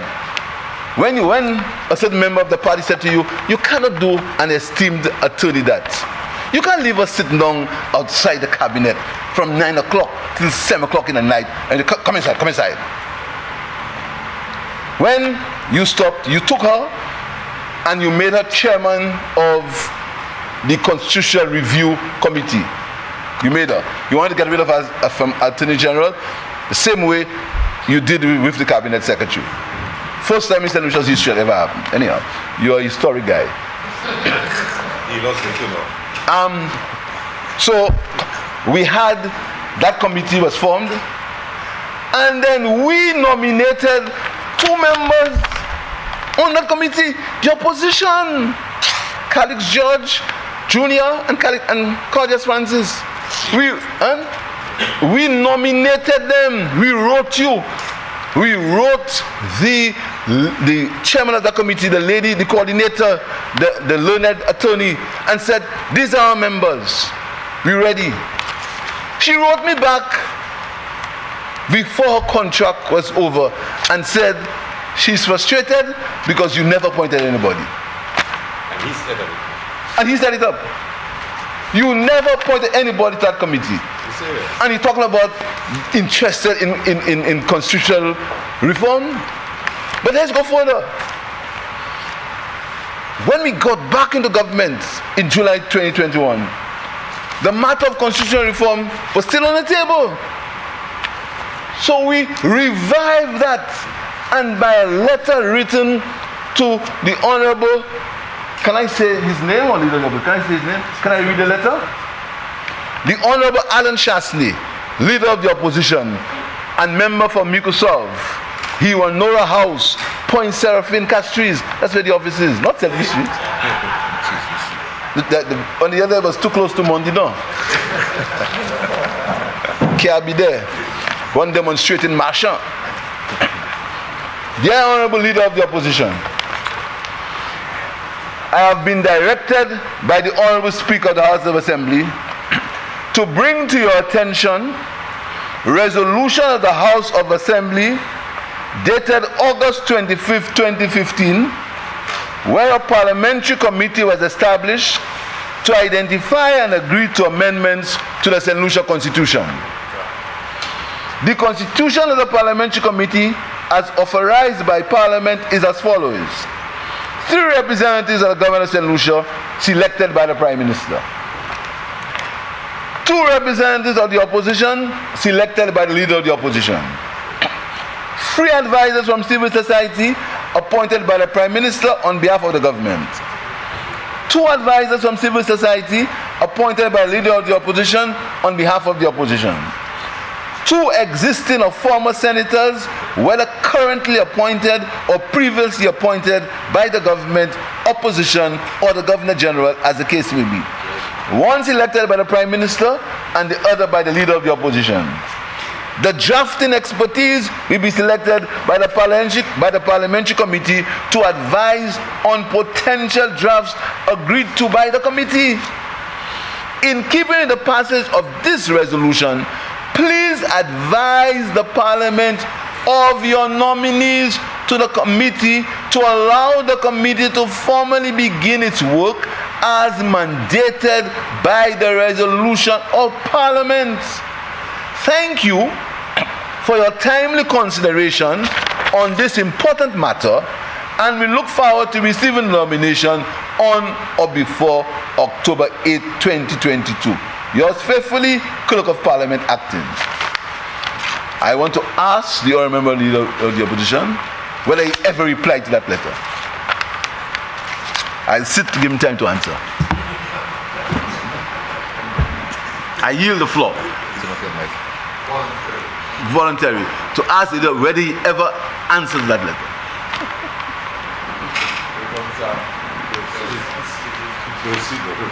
Mr. Speaker, I guess you're not answering. I'm sure you heard me. Not answering. And you talk about not responding to letters. A letter on the Constitution of St. Lucia. You don't have the courtesy. At least when you wrote me, I sent an email and say I received a letter. I did that. You know, I know it. You know, I know it. You see, the problem is you expect you either forget or you deliberate, because you know very well that I emailed you. Anytime you wrote me, and I acknowledge the receipt of your letter. And if you want, I can put it up for you now. Evidence. Just say it's not true. Anytime you write me, I acknowledge your letter. You didn't even acknowledge the receipt of the Speaker's letter, you know. and you come and talk about respect. The Speaker wrote to you in September. You never even said, Mr. Speaker, I've received your letter. And you never appointed anybody, not from when you were Prime Minister or as leader of the opposition. I talk about constitutional reform. And you talk about being serious about constitutional reform. You're not even acknowledging letters they write you because the people decide that you're leader of the opposition, not Prime Minister. So, Mr. Speaker, so this matter of constitutional reform. And further, I'll tell you what we did more about constitutional reform. When we go into government, we appointed an ex-judge to look at the Constitution and to find areas where we could amend without having to go into referendums, etc. The areas we could amend, the areas we could look at the referendum. And she made a report available to us. That's how serious we are about constitutional reform. That's how serious we are about constitutional. We put our money and our deeds where we thought necessary when he spoke about constitutional reform, Mr. Speaker. So this is just another part of the process towards constitutional reform.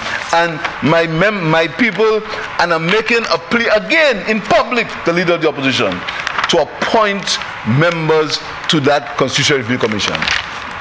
It's very clear. Appoint members. Let's talk. Let's talk. Not go around on Facebook and defame people. Let's talk. Let's talk like men and women. St. Lucia doesn't belong to you, doesn't belong to me. It belongs to St. Lucia. If the people decide that they don't want you, accept it. And let's get matured and talk about the country thing in a serious way. We understand the politics. Of course the politics will be picong and of course. But this deliberate misinformation, this deliberate distortion of facts for political nature, we stop it. Stop it. It didn't help you when you were in government. Won't help you now in opposition. You came and you distort all the facts. Say all what you can say about 6 of us. We still beat you 14-2. So lies don't work in politics. Lies don't work. What works in politics is commitment. Commitment and hard work, not lies and fabrications.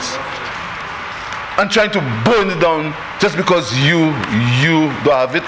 The Constitution is a serious matter. Let's talk about it. Appoint your members so we can have a discussion, Mr. Speaker. Finally, here goes the propaganda. We are changing the Constitution to give a job to one of our comrades. Here is a man who appointed people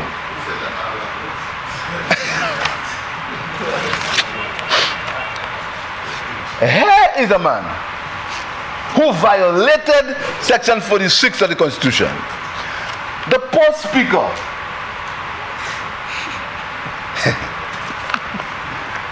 one day, Mr. Speaker, you know the Speaker had to leave here almost in a stretcher because the poor lady sat there for hours. Because Mr. Speaker, I like to talk. I want to talk about the former Speaker or the Speaker generally. We come and we have to talk about Mr. Speaker doesn't respect people and he had to walk out because Mr. Speaker, listen to me. I have sat in this honorable house on several occasions with that Speaker where he has chastised Castries South and Castries Central and said to them, do not say that, withdraw, if not, I'll ask you to sit. And obediently, they say, I withdraw, Mr. Speaker, and continue. Happens several times. But you say, what you want? I'm not doing it. You did so to both of your speakers. You did so to the Speaker, the lady Speaker, and the men several times. I'm not doing it. What you want? That's how you are. That's why you are. You are. You understand? Because you believe that you can do whatever you want, say whatever you want, and get away with it. So when people talk about speakers, we have never called this Speaker in cabinet and chastised him. We've never called him in the cabinet and tell him, do this, do that, never do this, never do that. All the time. And he still knows make you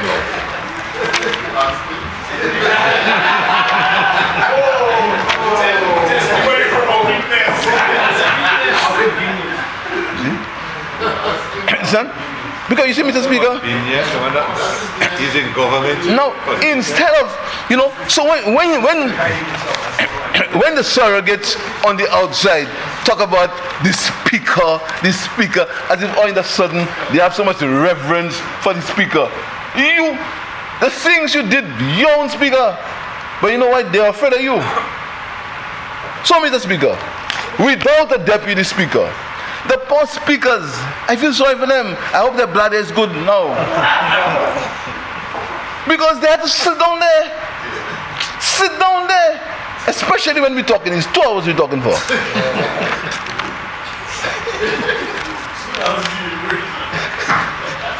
They had to sit there because he refused to appoint a deputy speaker. Refuse. And one day I came here and I nominated the member for Sufre to be deputy speaker. Because I felt sorry for the speakers. The poor lady used to be there shuffling a chair. So, Lord. Because of your own self-righteousness, you refuse to appoint a deputy speaker. And now you're appointing one, job is for the comrades. So what? If a member has the historic feat of winning the Miku North seat, he deserves to be in the cabinet.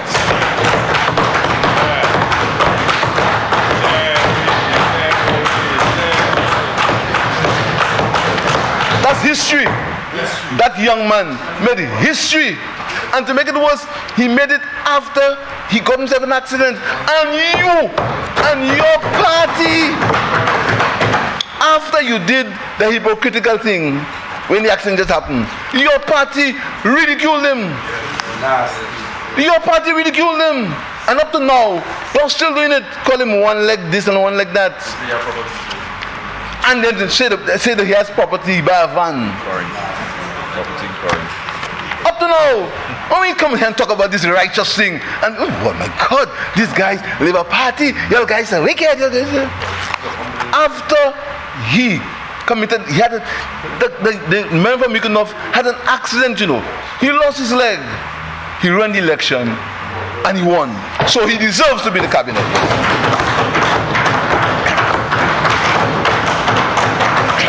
Because you put people in the cabinet that I beat twice. And you put them in the cabinet. And you arrange a contortion of department thing just to put them in the cabinet. And a man who run cluster, and a man who run one election came from being a number one in his class as a police officer, just like my father. Which you all don't want me to say.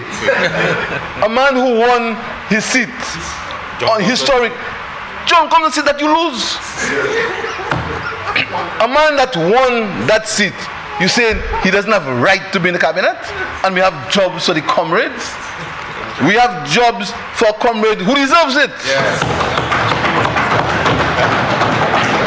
And when the time comes, I make that decision. I will decide who will be in the cabinet or who will be out. Not you. And I can invite Bradley to be in my cabinet too. I can invite a member for sure self to be in my cabinet too. He mightn't take it, but I can invite him. That's the prerogative that the people give me.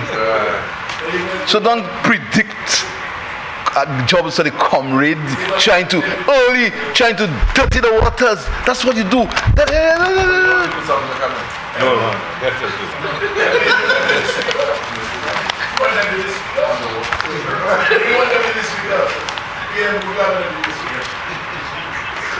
So you see, Mr. Speaker, so this amendment is meant basically, Mr. Speaker, to make things right.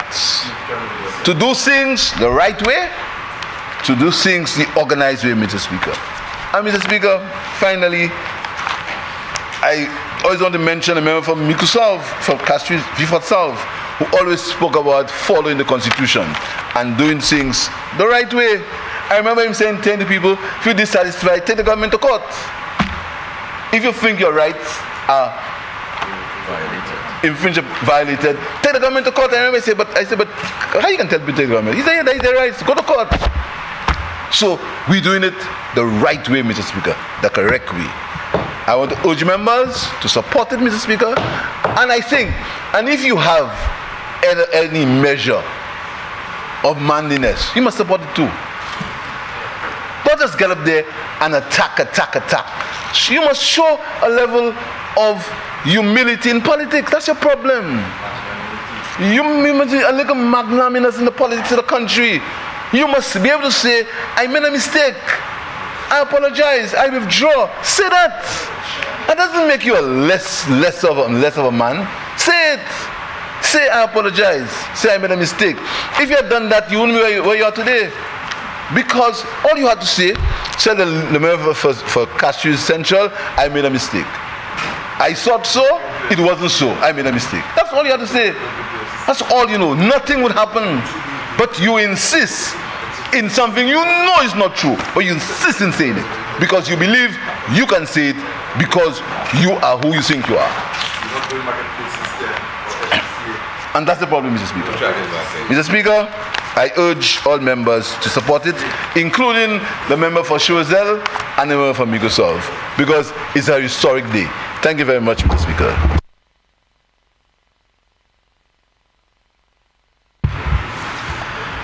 Honourable members, the question is that the Constitution of St. Lucia Amendment Number 2, Amendment Bill, be read a second time. Member for Mico South.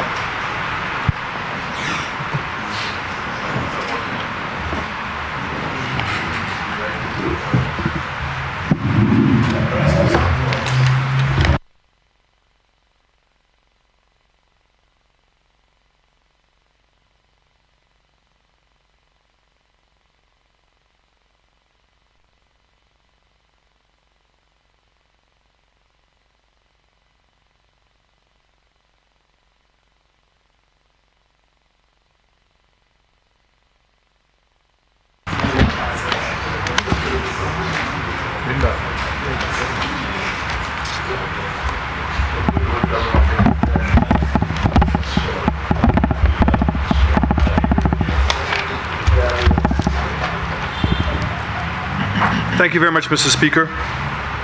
I certainly want to thank the leader of government business for confirming what the speculation is as to why this bill is being amended this way. The Prime Minister, I said leader of government business. Oh, sorry, my apologies. Yes, I do. I'm confused sometimes by but my apologies. By the Prime Minister, the member from Castries East, for confirming what has been suspected and confirming again his ability to come to the House, Mr. Speaker, and to amuse us all in this idea that he comes with good ideas and benevolence in his heart, and that these things are being made because we want to uphold the Constitution of St. Lucia as being, and that this is the right thing to have done, and how egregious my government was in not appointing a deputy speaker. And up to now, he either has understood but refuses to accept what the interpretation of the Constitution is. So, Mr. Speaker, what do I speak of? Is to notice the things that he did not say in his presentation. So what he did not say in his presentation, Mr. Speaker, is that Section 36 is being amended. And it says that when the House first meets after any general election of members and before it proceeds to dispatch of any other business except for the election of the Speaker, the House shall elect a person to be the Deputy Speaker. And if the office of the Deputy Speaker falls vacant in any time before the next dissolution of Parliament, the House shall immediately or in any event no later than the following sitting of the House elect another person to the office. So the member has amended it where it used to say when convenient. And in fact, when you go throughout the region, Mr. Speaker, I see, Mr. Speaker. When convenient. What was the purpose of the convenient? And who is responsible for electing a deputy speaker. The entity, no. The entity for electing the deputy speaker is Parliament. For the speaker as well. But the difference is that the Speaker of the House can come from outside the House and does not have to be one of the elected members.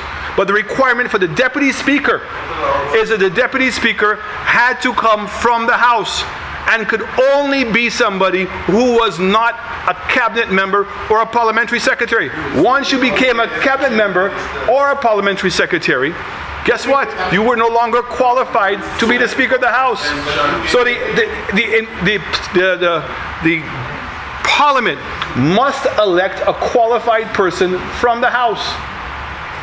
And so reality is, if in fact all members of the House on the government side are elected or put into cabinet or parliamentary secretaries, it goes that it must come from the opposition. But if in fact,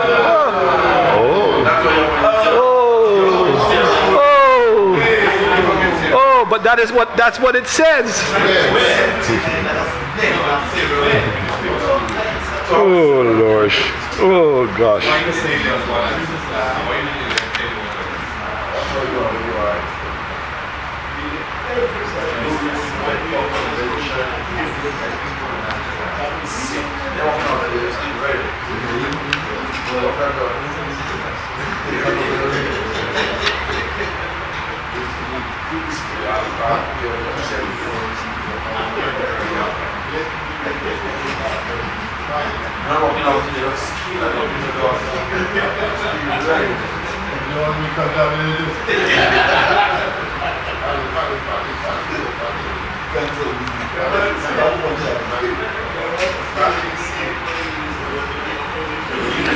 So the previous version of Section 36 reads, when the House first meets after any general election of members and before it proceeds to dispatch of any other business except the election of the Speaker, the House shall elect a member of the House who is not a member of Cabinet or a Parliament Secretary to be Deputy Speaker of the House, and if the office of Deputy Speaker falls vacant at any time before the next dissolution of Parliament, the House shall, as soon as convenient, elect another member of that House. Another member. So the only persons that were available to be the member were the opposition.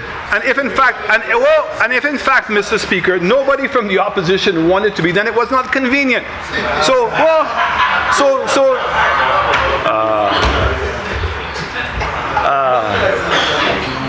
you know, Mr.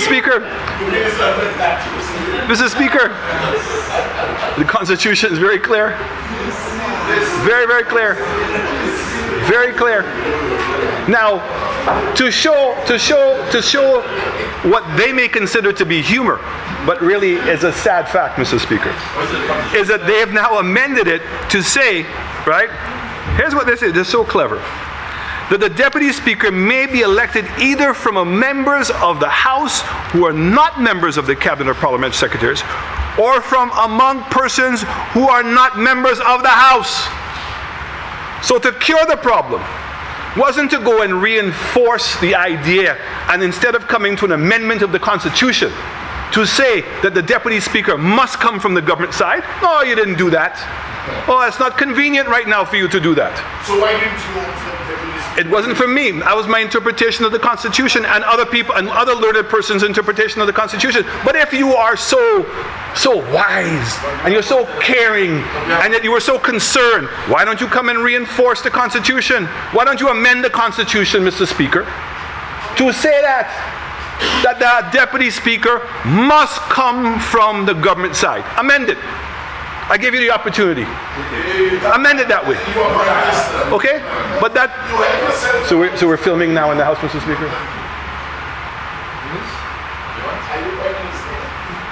Member of Castry Central, are you recording? No.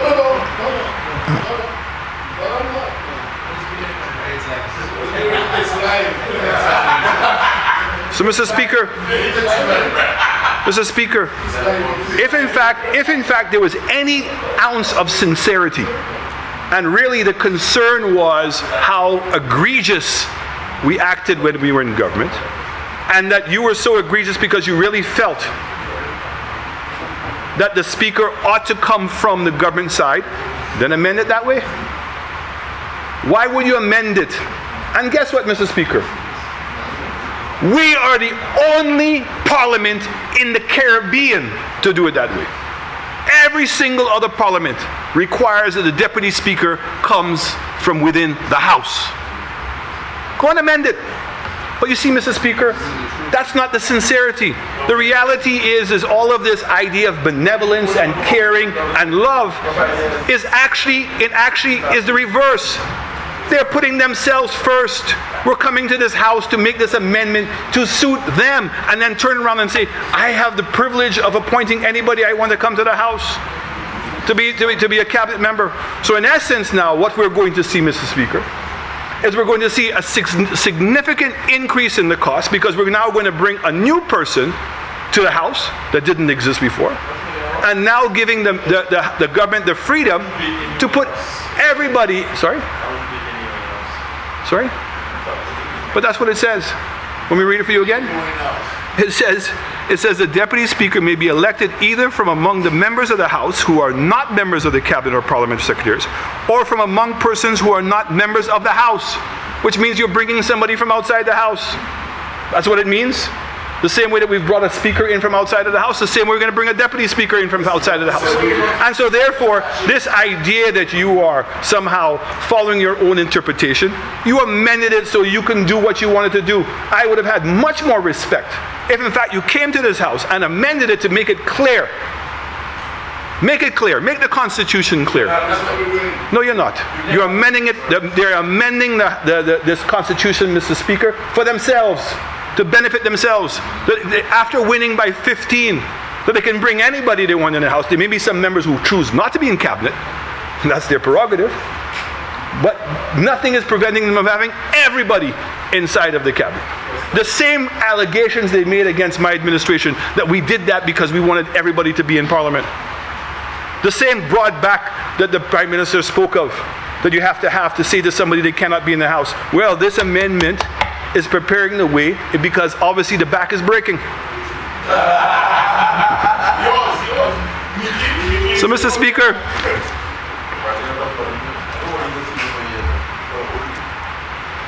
that's what I'm saying.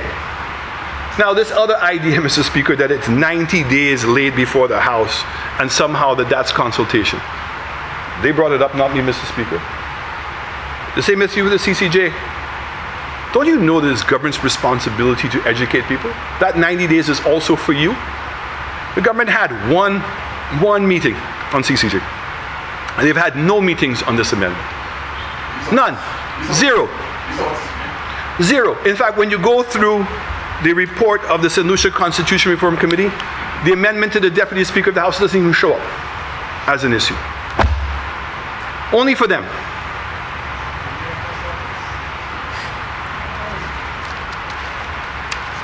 Again, I want to repeat, none of the parliaments in this region have a situation or an exception like we're putting in today. They all have deputy speakers. All have deputy speakers, and because members of the opposition also choose, and they have much larger parliaments. But that's okay. I mean, to me, we should just rename this the Jeremiah Act. But that's your prerogative. Because if we're going to be truthful, then let us be truthful as to why we're making these amendments. Mr. Speaker, when we talk about priorities, and again, the members spoke about the constitutional reform. We have a whole report, Mr. Speaker. Look at the number of things that this government could have brought for constitutional reform. Before you need a 2/3 majority, and as you rightfully say, we had a committee. We were getting nowhere. We brought down Joe Clark, the former Prime Minister of Canada. We brought down a whole bunch of people. Why? Because we felt one of the most important things to deal with in the Constitution right now are boundaries. The boundaries are a disgrace. The reality is our Constitution calls for all of the boundaries to be of equal size. We have constituencies of 26,000 people. It is for Parliament to determine the level of difference that they should have. Okay? Remember, again, if you're going to quote the Constitution, you must do it faithfully. It does not call for constituencies to be of equal size, because it is not the size that matters, but the population within the constituencies. And I stand corrected, Mrs. Speaker. Just a clarification. And that's what I yes. intended to mean. I intended to mean it from a population perspective, and not from a physical size. Okay? And that's why I went on to say that there's some with 26, right? 26,000 versus 6,000. Okay, we have. Equal number of not same size. Nearly equal. I know. I made a mistake, member from Castview South, Viewfort South, in that I meant the population and not the physical size of voting members. Nearly equal. And that nearly equal is Not and voting members, just population. population. That's what I'm saying. No, you said voting members. Not voting Okay, population. Okay? But the reality is we have a significant discretion.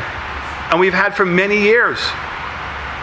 And in the reform, it talks about what? It talks about one of, it obviously had read the CCJ, the Commonwealth Secretariat report, and it speaks about amalgamating the Electoral Commission with the Boundaries Commission. And it spoke about hiring people specifically for that. That's a very important amendment that we need to come and discuss. I would say to you, substantially more important than a deputy speaker of the House.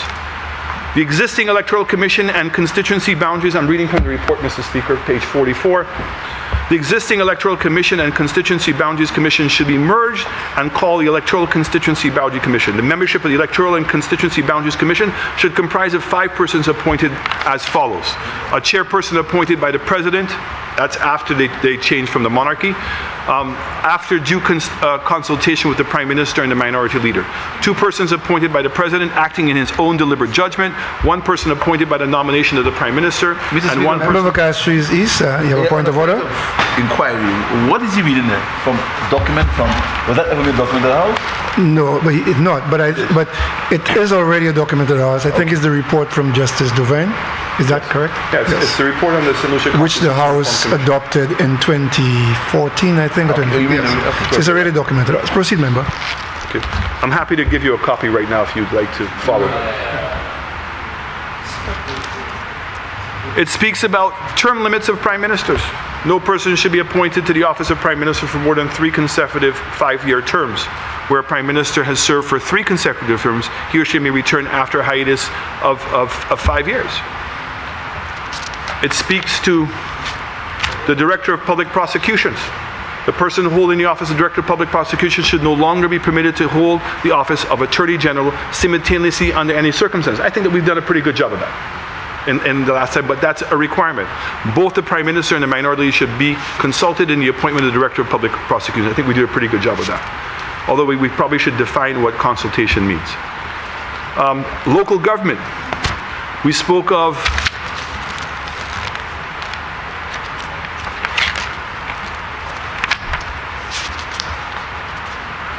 Public Accounts Committee. Mr. Speaker, you and I had a very short discussion on that, very meaningful and well-intended. Okay. Thank you. Thank you. I didn't want to exaggerate. It should be entrenched in the Constitution. Membership should be broadened to include an individual with the necessary accounting and investigatory skills, and that person must be drawn from outside Parliament. Disciplinary action should be instituted against persons or entities for failing to submit timely reports, documents, and information, otherwise fail to cooperate with the committee. It should be established as a joint select committee of Parliament consisting of 10 members with 4 drawn from the Senate. We can read, but very important. It speaks to the Contractor General. We've all spoken about that. It's constitutional reform that's required to be able to bring that person in. Very important. And with some of the allegations that are going on, these things would be resolved if there was an independent body that was providing information to the general public as to actually what had transpired and what had and it give people more confidence in our governance. We spoke about elections and political party financing. Incredibly important, Mr. Speaker. Yes, sir. Would you like me to stop for a second? Mr. Speaker, the leader of the opposition must stop doing that. He has not nominated anybody for the committees. All these things could be discussed at the committee level. He's not nominating anybody. We've wrote to him several times. He's not nominating anybody to the committees, but he's coming and talking about it. Well, Mr. Speaker, I can say that because we have a bill coming for the CCJ and we have a bill coming for the Deputy Speaker. So, what are you saying? That the government has stopped doing what it wants to do? The government at the day, I'm saying this always, this is by your hand. You have a supermajority. The things that you are doing, these are things that you have wanted to do. The decision not to have a referendum, that was your decision, nobody else's decision. You had the right, if you wanted to have had a referendum, to have it. You made the deliberate decision not to.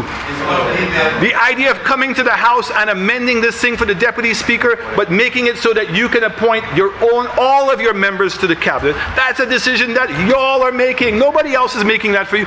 You are the ones making that decision, nobody else. Elections and political party financing. St. Lucia should embrace the current global trend of creating a regulated environment for political parties and elections campaign financing. Political parties should register for the purpose of elections. A political party and elections campaign finance act should be enacted which would, among other things, provide a system of both private and public funding. The new act should require full disclosure of all financial contributions made to political parties. Non-disclosure should therefore be an offense.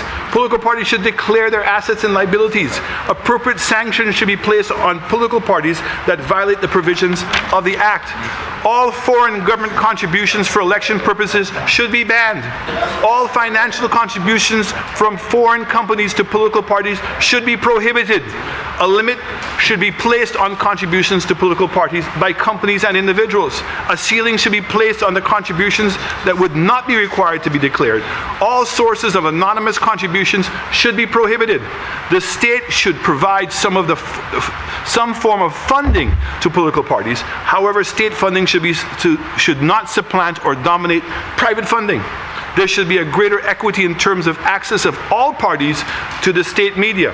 The Act should clearly define political parties. Mr. Speaker, there are a whole host of things that this government could be bringing to the House to make amendments for, which would be much more meaningful to the people of this country.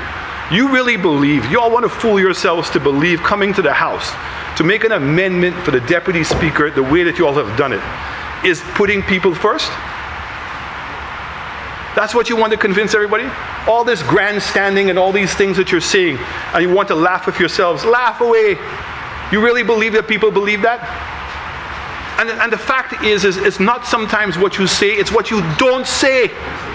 It's what you don't say that is more controversial. So, Mr. Speaker, I want to say that it is within the government's prerogative to come and make this amendment. But reality is that the allegations that you all made in opposition have been now dismantled, dismissed, and were not sincere. Because if they were, you would put in the same restrictions and you would have simply just amended the language and said two things. One, that the deputy leader, the deputy speaker must come from the governing side. One amendment. The second one is this idea of convenience, and then you could have amended it and put whether it's in fact by the next session or within the next couple of months. That's your prerogative. That would have been respect. That would have been, no, it's not for me to tell you, but it's for me to point out the hypocrisy of what you're coming to do in the House today. That is what the point is. The inconsistency, the hypocrisy, coming to the House all the other times and making all those allegations, and at the same time, you all would have done the same thing. So, Mr. Speaker, you had 13 members. You chose to include 2 more members. You've taken people who have not even been elected and made them parliamentary secretaries and ministers. And now you want to complete the full circle and allow every single person who is an elected member in this House, in the independents, and to be members of the cabinet. So, Mr. Speaker, I would say to you at this time, if in fact that you're not making people worse, if you're not putting people worse, that maybe you should withdraw and show the people that you really want to do this the right way. and that you're not interested in any way of appointing everybody to be in the cabinet, and that you really genuinely believe that the government ought to appoint a deputy speaker. But this idea of not only trying to fool the people, but at the same time to do something that no other Caribbean island has done. Not one of them has a provision in which it allows a deputy speaker to come from outside the House. So on that note, Mr. Speaker, again, I just want to reiterate, this is by your hand. The same way the decisions of the CCJ are by your hand, the same way today, this is by your hand, and you are, by what you are doing, exactly what the Prime Minister said, that your actions are speaking for themselves. That this is what the priority is, in order for you to give everybody a job. It's exactly what it is. So, Mr. Speaker, on that note, I sit. Thank you.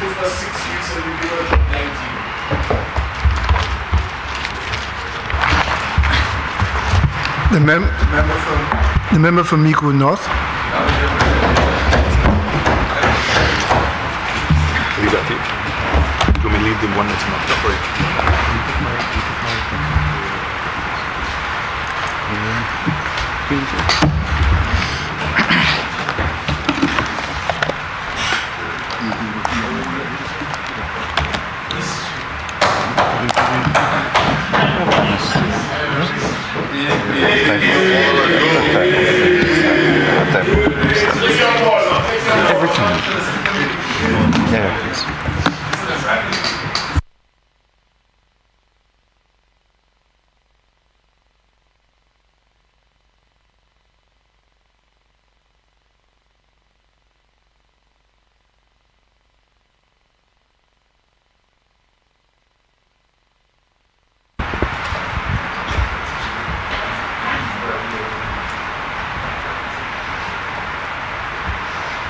Thank you, Mr. Speaker.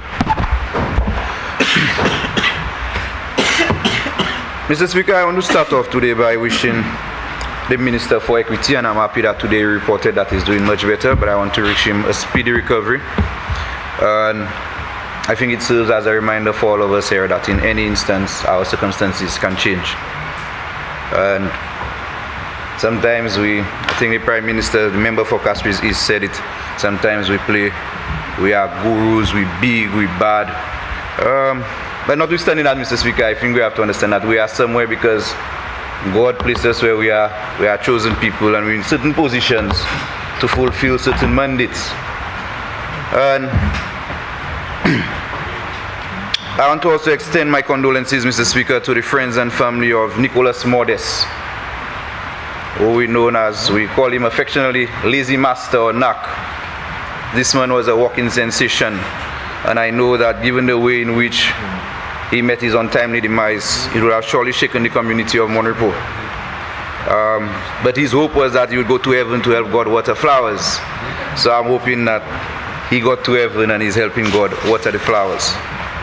I also want to thank the member for Castries East and the member for Vieux-Fort South for what I deemed a masterclass presentation in the House last week.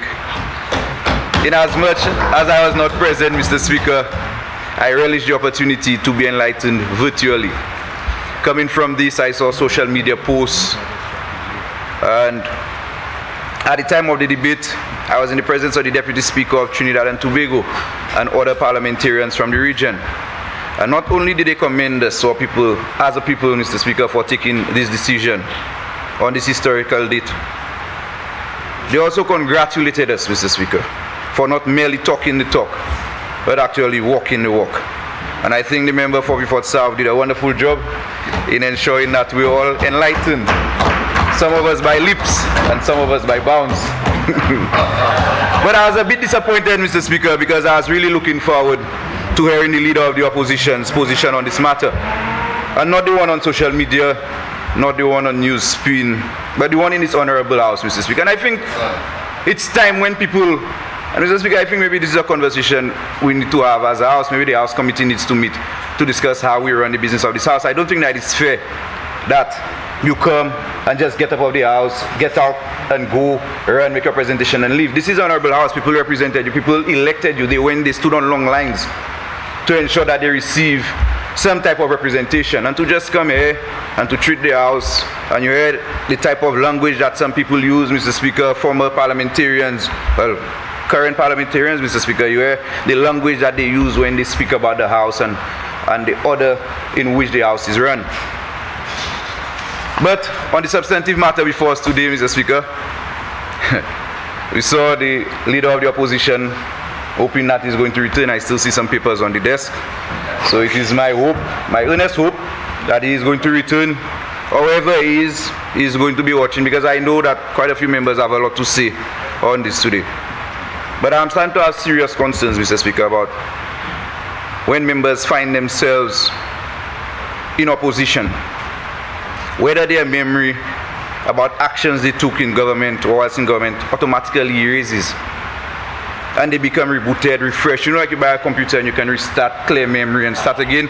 And it feels that way, Mr. Speaker, because I listened to the presentation, I really thought like, I don't know, is this the same person who from 2016 to 2021 refused to appoint a deputy speaker, and now you come back like you're baptized, you saw John Baptist, you went to the river, put your head under the water, and you come back renewed, refreshed, and you forgot all your sins have been forgiven, and now you come and give licks. But today we are before this House to debate a bill to amend the Constitution to allow the deputy speaker to either be an elected member of the House or to allow someone other than an elected member of the House to take up the position of deputy speaker. And prior to coming here today, Mr. Speaker, the opposition, the leader of the opposition, he profited the opportunity to post on his social media page, and you heard him, and I think the Prime Minister alluded to it, that we're heading to the Parliament to create more jobs for the comrades. You have the audacity to make such a statement. And need I not remind you, Mr. Speaker, that it was the government then, and it's a pity it's only the member for Shozel who is there, and he's my good friend. Yeah, he's a good man. But on the wrong side. Yes. On the wrong side. It was your government on the 12th of July 2016, at the first sitting of Parliament, who appointed the member for Castries Central, at the time, then member for Castries Central, as the deputy speaker. And a mere 34 days after she was appointed, she tendered a resignation. And you're talking about jobs for the comrades. And at the second sitting of the House on the 16th of August 2016, when the then Speaker announced that she was in receipt of the resignation from the member of Castries Central and informed that the position of the Deputy Speaker was then vacant and requested on 3 occasions for a Deputy Speaker to be elected, the House remained silent. But you're going to say that the opposition could have taken a member from the opposition to be the Deputy Speaker? The Speaker then went to say, honorable members, I will read from the silence that it is not convenient at this time to elect a Deputy Speaker. And so, I will proceed at this juncture with the business of this House. And notwithstanding that section 46 of the Constitution says, if the office of the Deputy Speaker falls vacant at any time before the next dissolution of the Parliament, the House shall, and note well, I did not say the House may, so the House shall, as soon as convenient, elect another member of the House to that office. And so the business of this House continued for 1,758 days, Mr. Speaker. 1,758 days. And not one of these days was it convenient, Mr. Speaker. Not one of the days was it convenient to appoint a Deputy Speaker. Showed blatant and scant disregard for the very basic tenets of parliamentary democracy. And yet still unconventional as well. You feel like you are not getting protection from the chair, and even when you get the protection from the chair, you pack your bags and you run. You go onto a radio station, you leave. You were the one who stood in the House on numerous occasions, Mr. Speaker, the leader of the opposition. He stood in the House on numerous occasions and jeered and chastised. And I remember looking as a young policeman, looking at Parliament, and the behavior is like you don't have the right to speak, you cannot speak. And the way that they behave, Mr. Speaker, speaking from a point of authority and power, like you're speaking to your child, and I don't even speak to my children this way. And he jeered and chastised the guys on the other side. And today, you thin skin. Not that, Mr. Speaker, I'm promoting what is happening, but today you're so thin-skinned every little thing you have to run or you get red, you cannot stay in the house again. If you can't take pressure, don't give. And that's what they say. If you can't be in the kitchen and not expect to get burned. You cooking food, there's a possibility if you frying plantain, if he knows about frying plantain, oil might splash, water involved in the kitchen. It might go in the pan, you might get a little burn. That's the nature of what we're dealing with. But the Prime Minister said it well, Mr. Speaker, that as much as, and even the Deputy Prime Minister, the member for Castries South, said it well, that even if we understand that part of the game involves a little juke here and a little juke here, Mr. Speaker, there's a certain level of respect that you give, that you grant to members of this chamber, Mr. Speaker.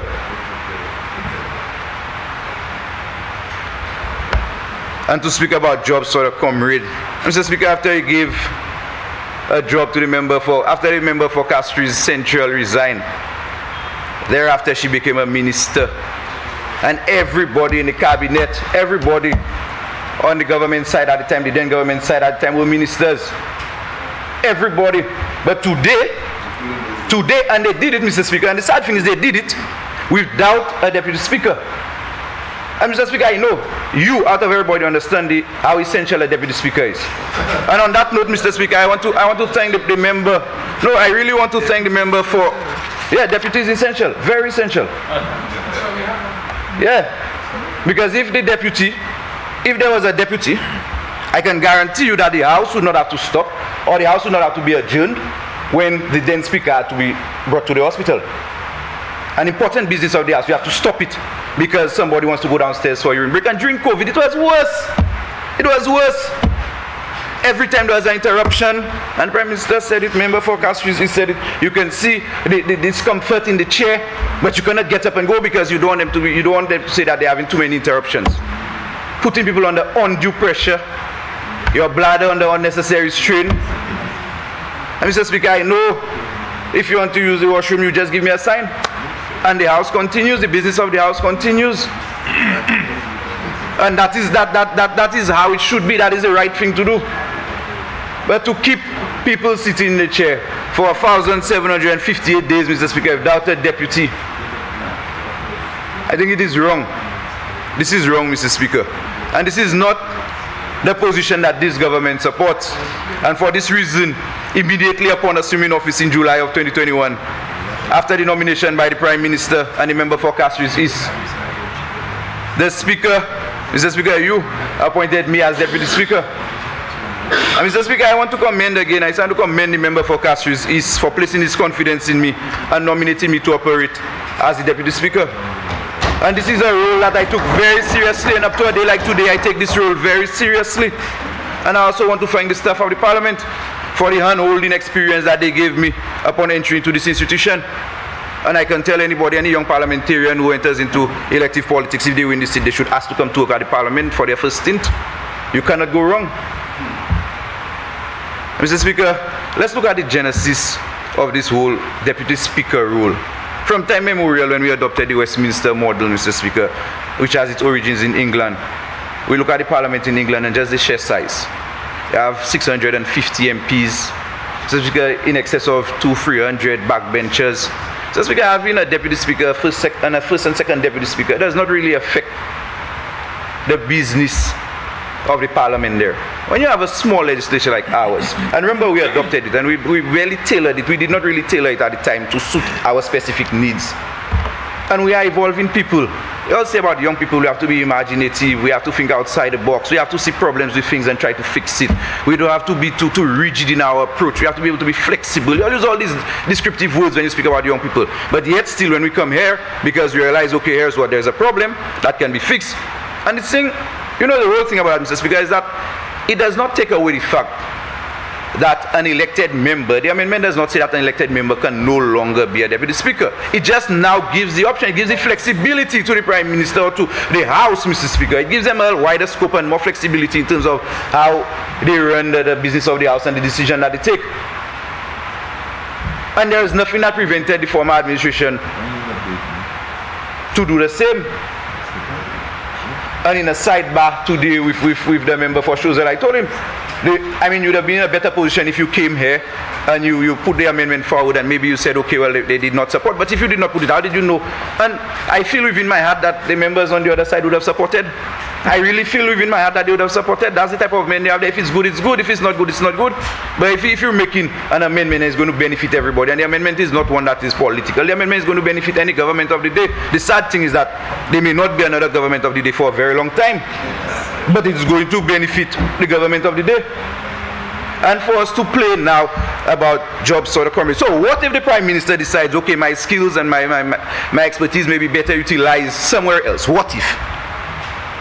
Should he now say, for fear of being chastised by the opposition, or for fear of being chastised by the public, that, okay, well, I'm not going to take the position. Mr. Speaker, if it's good, it's good. And I think it's high time that we as a people start looking at it from that position and stop politicizing everything and just stand up and say, because, oh, it's a Jeremiah Act. What is that Jeremiah Act? What is a member for Castries East? I applaud you. I commend you for having the political will, going against odds, some odds, not all odds, because I know you have majority support, and something in my heart tells me that we're going to get the eye from the member for Procedural as well this evening. I have a strong feeling that we're going to get it. And the justification is that the amendment does not take away the fact that an elected member can still serve as the deputy speaker. It does not. And I know that if ever you find yourself in government, if you decide to take the decision that the member for Castries is afforded you, and you find yourself in government, you'll be happy that today that we're sitting here and we took this decision. You will be very happy. That's why you begin with the Yeah. Mr. Speaker, this is a real opportunity to enhance the legislative framework. It's a real opportunity. And I don't think that we should just stand and rebut just because of rebutting sake, or stand and disagree just because we're in opposition. And the same way that all of us agreed on the St. Jude's motion this morning, I think this is a motion that calls for us to take a similar stance and a similar position. Mr. Speaker, I know that there are a lot of members whose self are itching them for them to speak. And I know some would prefer, and that's why I said I think it's high time that maybe we as a House committee meet and take a position as to how the business of the House is conducted. I think it is unfair, Mr. Speaker, especially to the people of Miku South, who elected a member to represent them, that we just make, we only come, and I think then again, that is why they were able to use the word convenient. When it's convenient, we sit. When it's not convenient, we get up, we go to a radio station. When it's convenient, we appoint a deputy speaker. If it's not convenient, it's just a matter of convenience. And I don't think that the House, the business of the House should be a matter of convenience. This is serious business. This is the highest chamber. This is an august body, Mr. Speaker. This is the highest chamber in the land. And for people to be just walking in and out at their whims and fancy. And I know that the leader of government business would be more than willing to meet with the leader of the opposition to agree on the terms and conditions of this House and how this House should be run. So, Mr. Speaker, in closing, I want to say that this bill today is a perfect complement to what we started last week, Tuesday. It speaks volume of this current administration. It speaks of an administration which is progressive and forward-thinking in its approaches. And I want to lend my support to this proposed amendment to the Constitution. And I want to commend the member for Castries East for finding the fortitude and the political will once again to bring this to the House.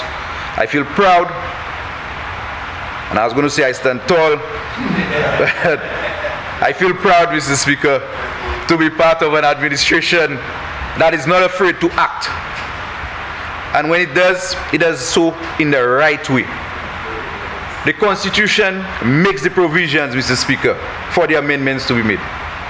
And that is what we did. And so I had no issue sitting for 18 months or 24 months or 30 months or 70 months if needs be, Mr. Speaker, in my position as Deputy Speaker. I feel proud to be part of an administration which continues to deliver on its promise of putting people first. With this, Mr. Speaker, I want to thank you and thank the Prime Minister and Member for Castries East for affording me the opportunity to serve as Deputy Speaker of this Honorable House. And I want to say one more thing. I'm hoping that the member for Procedural, Mr. Speaker, I'm really hoping, Mr. Speaker, that today we see a change in the political tide. No, you should see a change in the political tide, and at least you have no pressure on the right to cause you to do anything. I know that this debate is recorded, but I do feel that we're going to get the support from. I know that we're going to get the support from the rest of the members, and I pray that the member for Procedural also supports us when he makes his own deliberations. Thank you, Mr. Speaker.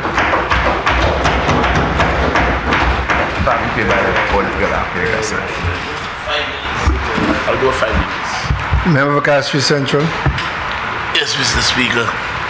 Mr. Speaker, I suspect I'll do a surgery on my short.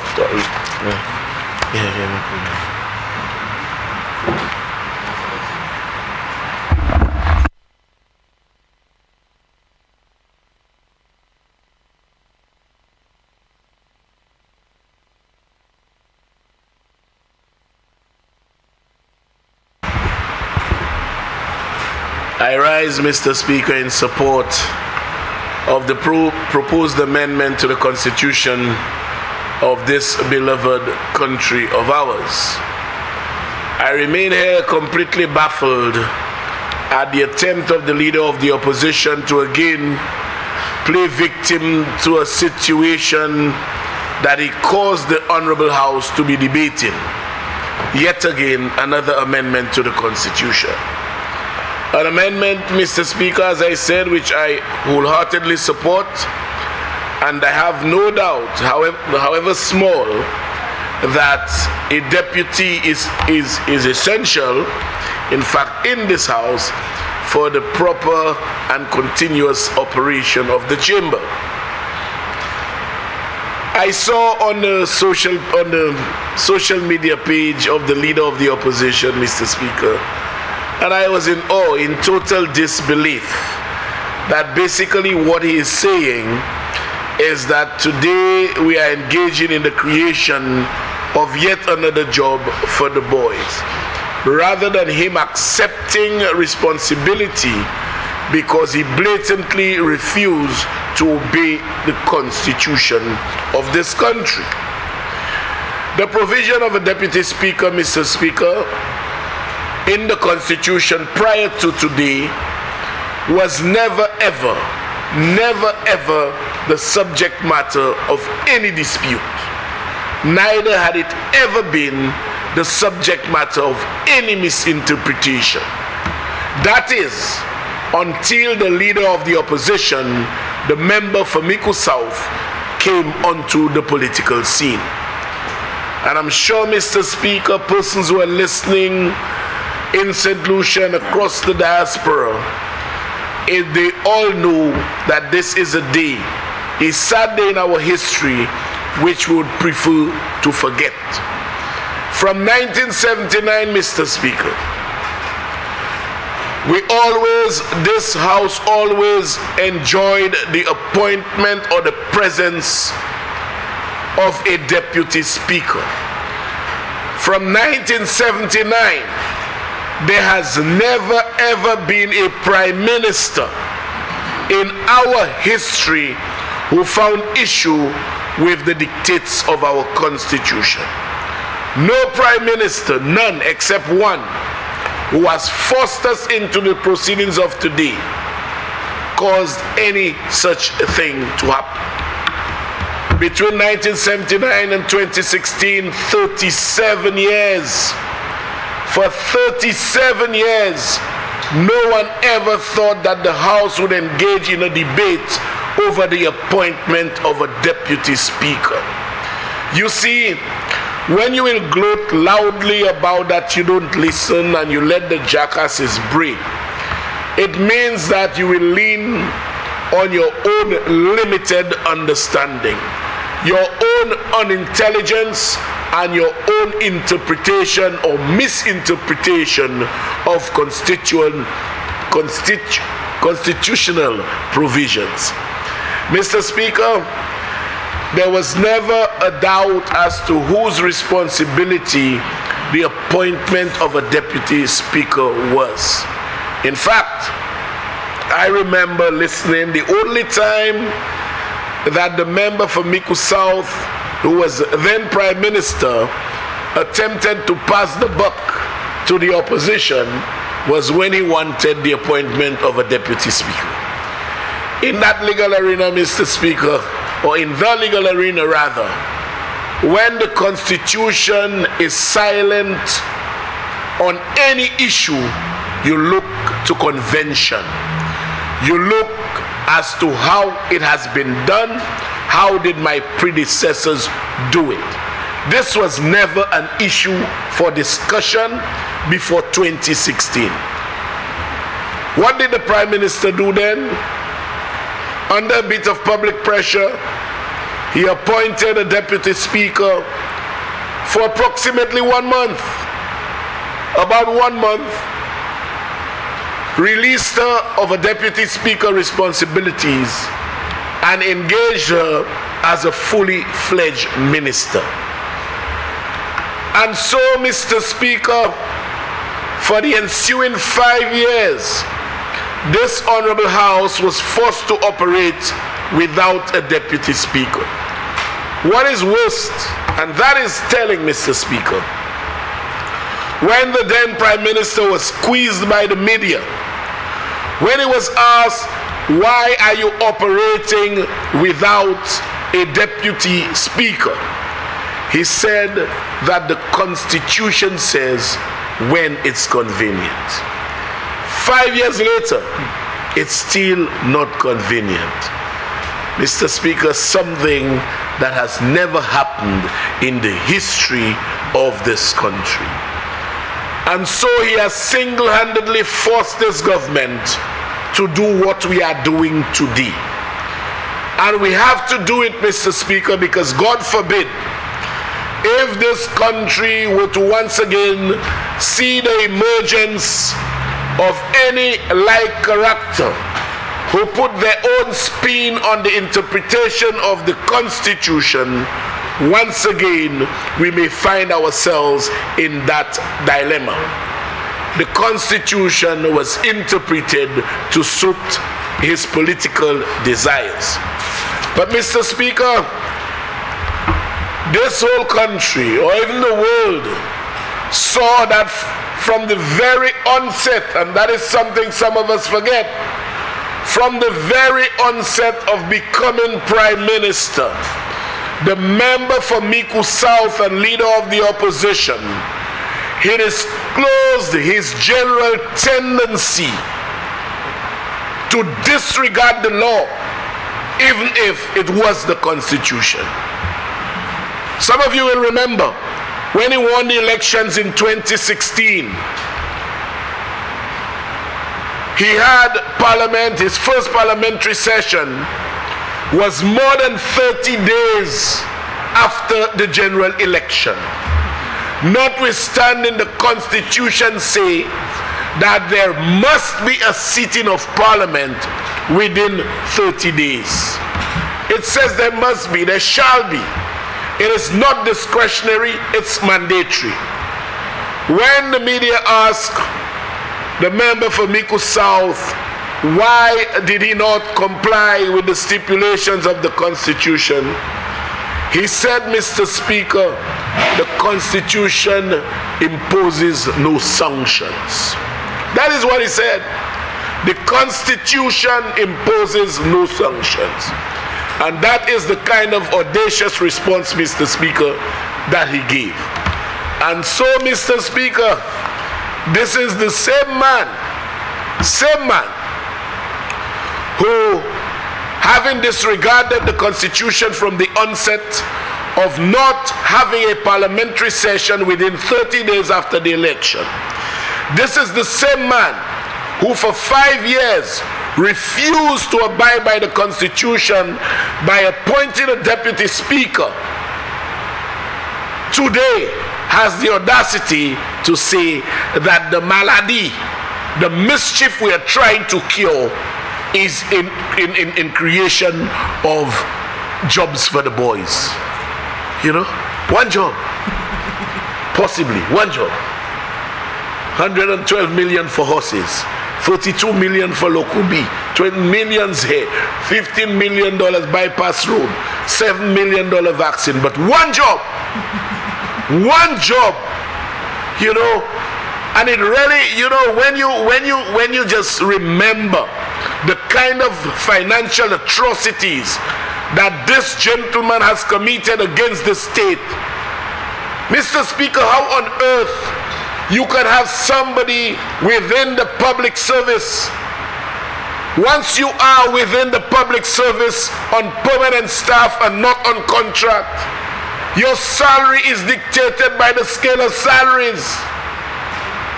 You have an officer in the service on permanent staff making twice as much money as the Prime Minister. And then you want to talk about one job. You know, Mr. Speaker, you know, it is those kinds of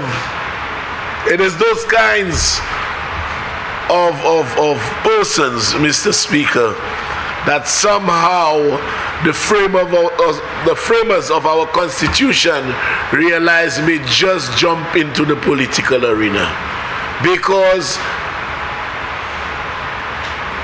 the Constitution, Parliament is meant to be for honorable people, honorable men, honorable women, men and women who will be willing to uphold the law, men and women who will comply with the provisions stipulated in the Constitution, irrespective of whether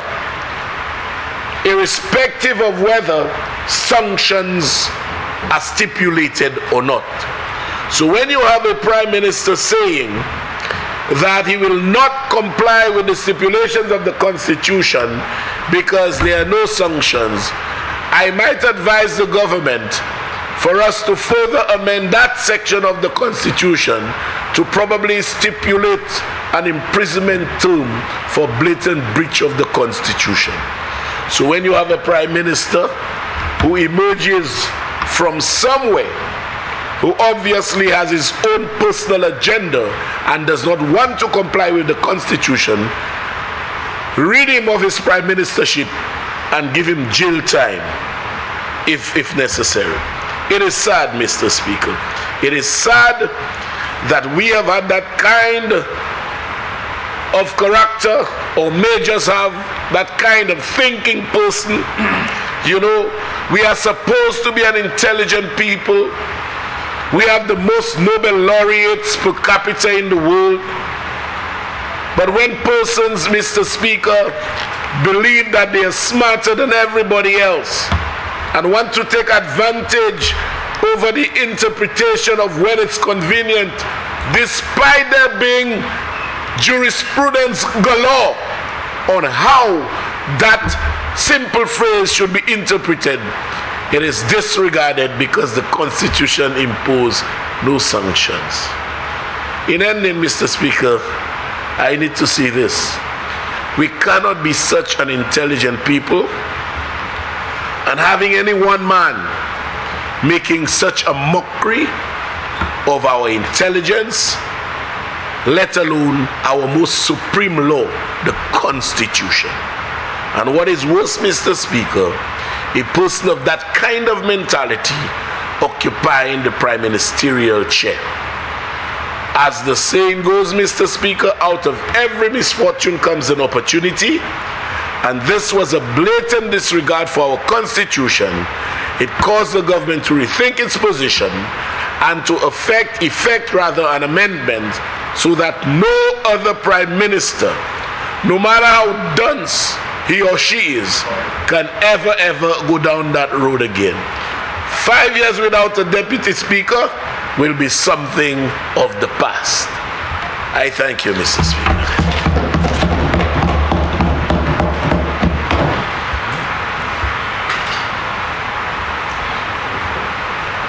Member for Viewfort South.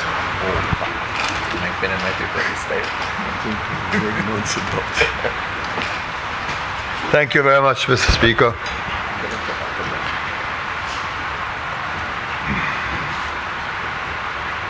Mr. Speaker,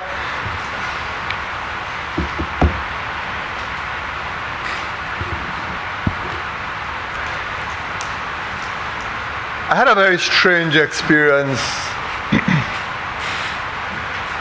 during the Christmas festivities, Mr. Speaker. I had the usual dinner luncheon for the elderly in my constituency. And at some point I had to say thank you and to extend Christmas greetings. And then as I watched the crowd, Mr. Speaker, largely elderly persons, 70s and the 80s, people who really have stood by me for many years, loyal, and every year, of course, we lose some of them. I offered the usual Yuletide greetings, Mr. Speaker, wished them well, and then I found myself offering them some advice. I said, well, don't forget your usual walks. Walk as often as you can. Even if you're at home, make sure you engage in physical activity. Wash the dishes. Sweep the house. Be active. And of course, watch your diet. Now you have to make adjustments in your diet. Watch what you eat. And your medication, please take your medication, what the doctors have prescribed. If you run into trouble with medication, please, you can always approach me and then we can see what we can do to get medication for you. Then, Mr. Speaker, it struck me that I was offering this advice to the elderly in my community, and then I really should be talking to myself. Because the very advice that I was extending to the members to those at the luncheon was the same advice that I needed. And I looked at them and said, by the way, I hope you know that I'm 72 years old, so everything I tell you, I have to also say to myself. Be active, watch your diet. If you are on medication, take your medication, etc. And I said this, Mr. Speaker, just to make a simple point that sometimes when we speak, whether it is in the house like this or elsewhere, we may be speaking about ourselves and we're not even aware that we are speaking about ourselves. And when it hits you, that you are really speaking about yourself and giving advice to yourself, then the complexion changes, Mr. Speaker.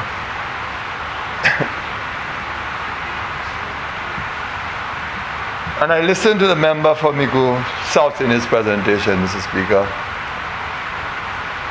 And I said to myself, maybe he needs to understand that he's really speaking about himself in the things that he says. And somebody needs to tell him that I'm so sorry he's gone. Because today I wanted to say to him how powerful a lesson it is to recognize when you are speaking about yourself and how essential it is for you to take the advice that you're extending to others when you need it more than anybody else. But I was stunned, Mr. Speaker, when he said that no other Caribbean island has done what the government seeks to do today, that is to appoint a deputy speaker from outside the House. But you know, Mr. Speaker, equally, no other government has done what he did. Which was not to appoint a deputy speaker for 5 years. He has the distinction. Yes, throughout the region. And that's why I started off the way that I did. Because he didn't realize that he was speaking to himself, telling his own tale. But Mr. Speaker, we turn to the fundamental question, why are we at this juncture? Who is responsible for this situation that the House is now attempting to deal with? Mr. Speaker, The member for Castries Central have provided an answer to that question when he laid the responsibility squarely at the feet of the former Prime Minister and the member from Miku South. But I believe that there are deeper issues surrounding this matter, and I think it is well to dwell on some of these issues. I have stood in this House repeatedly, Mr. Speaker, and said that no constitution is ever complete. I've said so repeatedly. What we have are the bones. A constitution is the bones, provide the bones. And we have a duty to put flesh on the bones of the Constitution, and sometimes we do so by conventions or by practices which evolve into conventions.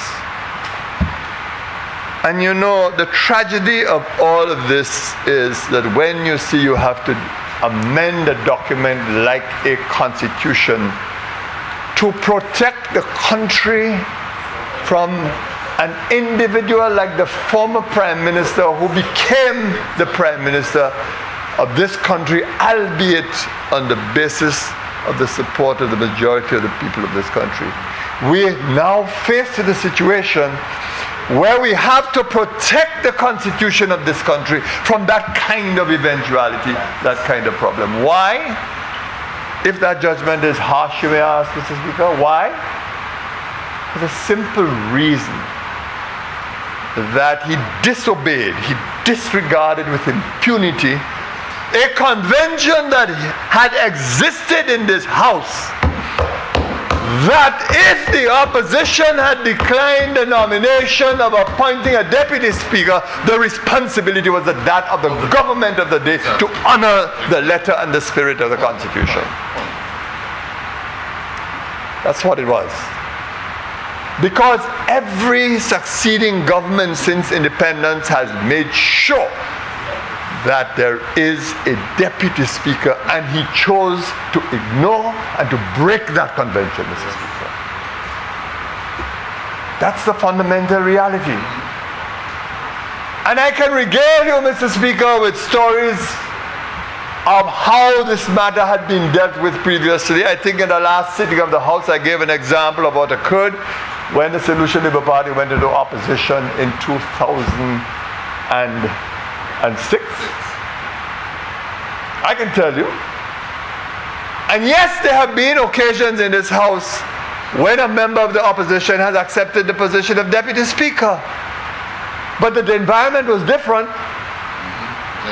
And when the same opposition had accepted the position of Deputy Speaker on another occasion, said to the sitting government, we don't want any position of Deputy Speaker, the government promptly acted by ensuring that the Constitution was observed and there was a Deputy Speaker. That's the convention and practice in this House, Mr. Speaker. So there's no question, Mr. Speaker, that we are here today doing this amendment because of the actions of the former Prime Minister and the member for Miku South. That's the reality. The honourable member in that capacity refused to honour the previous practice and convention regarding the appointment of a Deputy Speaker. And I say, Mr. Speaker, as much as the actions of the former Prime Minister were unfortunate and reprehensible in that he offended the letter and spirit of the Constitution, nevertheless I believe that there are deeper issues which make the amendments to this Constitution compelling, which confirms and affirms why the actions of this government to amend the Constitution are fully justified, over and beyond the behavior of the member for Castries South. Miku South, Mr. Speaker, sorry. I say to the House that my own experience is instructive. And we have to look at the wider issues involved in this matter for a number of reasons. You know, Mr. Speaker, there is a view in the public, the wider public, a view among our supporters, a view among the people of St. Lucia, a view among constituents, that every elected member should be in the cabinet of ministers. And if an elected member is not in the cabinet of ministers, then the interests of the constituency would not be protected. Now, Mr. Speaker, I want to expand on that a little more in due course. I faced constant criticisms when certain elected members were not appointed to the cabinet of St. Lucia.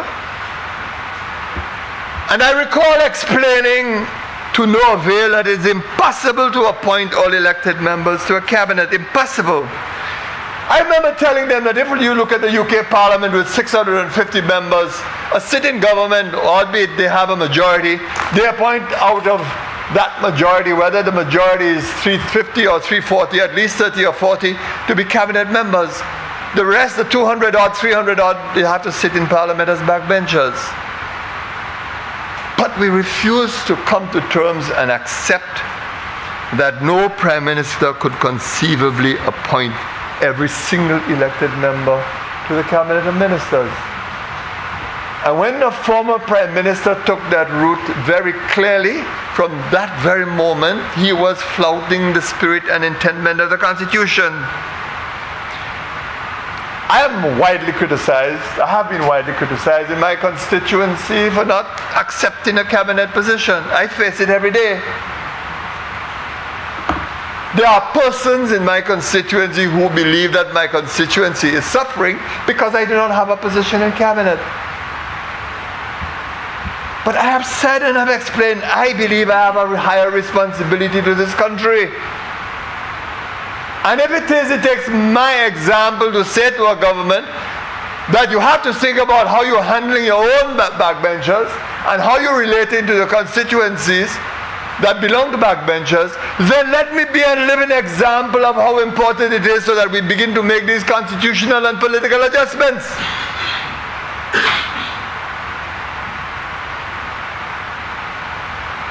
And many feel that a constituency is going to be left out because somehow you're not a member of a cabinet.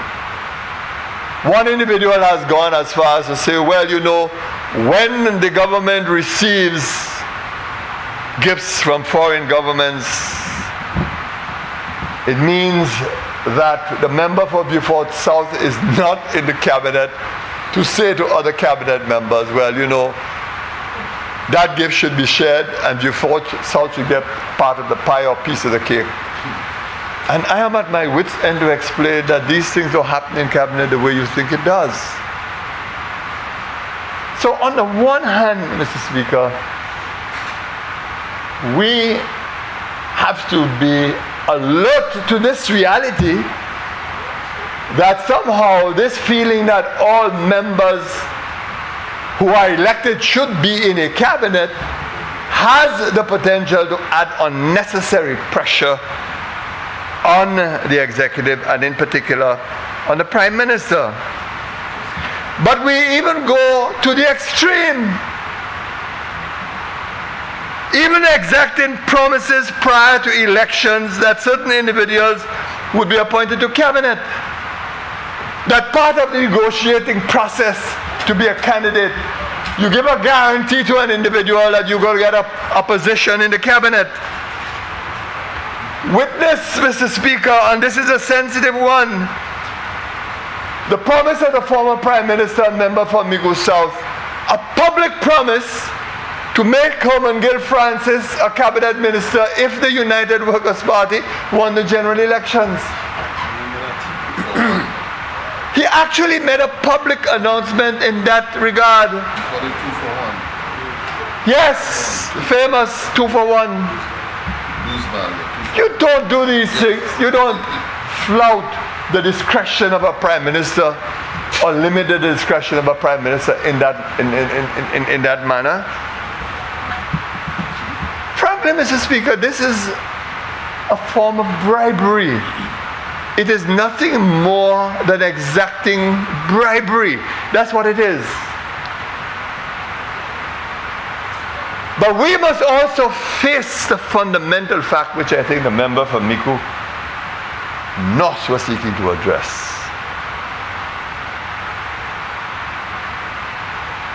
The reality is that the small size of our parliament is limiting our options.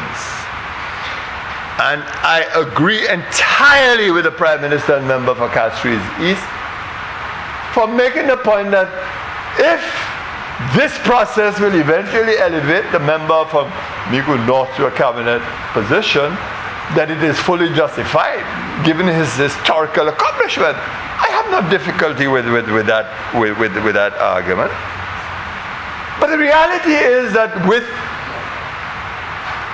a parliament of just 17 members, with a government having a majority anywhere, of course, upwards of 10, it really means that it adds considerable pressure on your ministerial portfolios if you have to obey the Constitution to appoint a deputy speaker from the ranks, in this instance, of the government, who may not have that kind of majority to play with.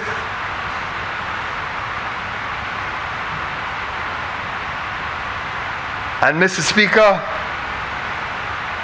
the chickens are coming home to roost.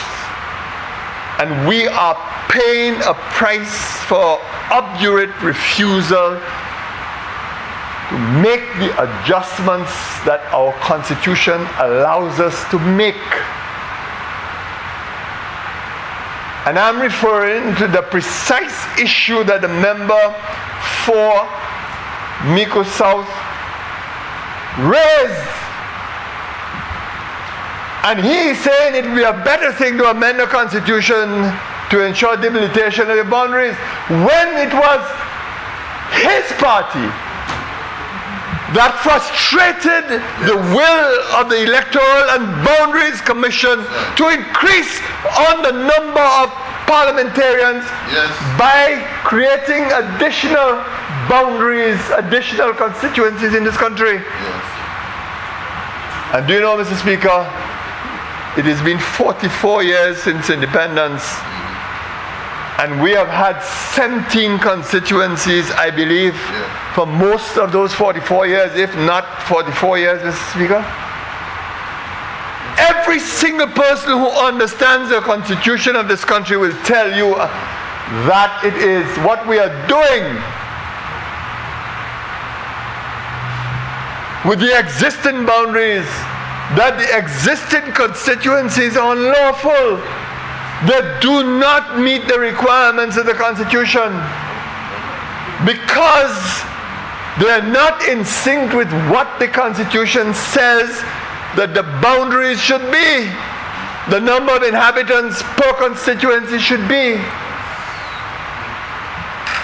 And if the member for Miku South had cooperated rather than taking the then government to court, then he might have had the room to maneuver and not find himself in the predicament that he did.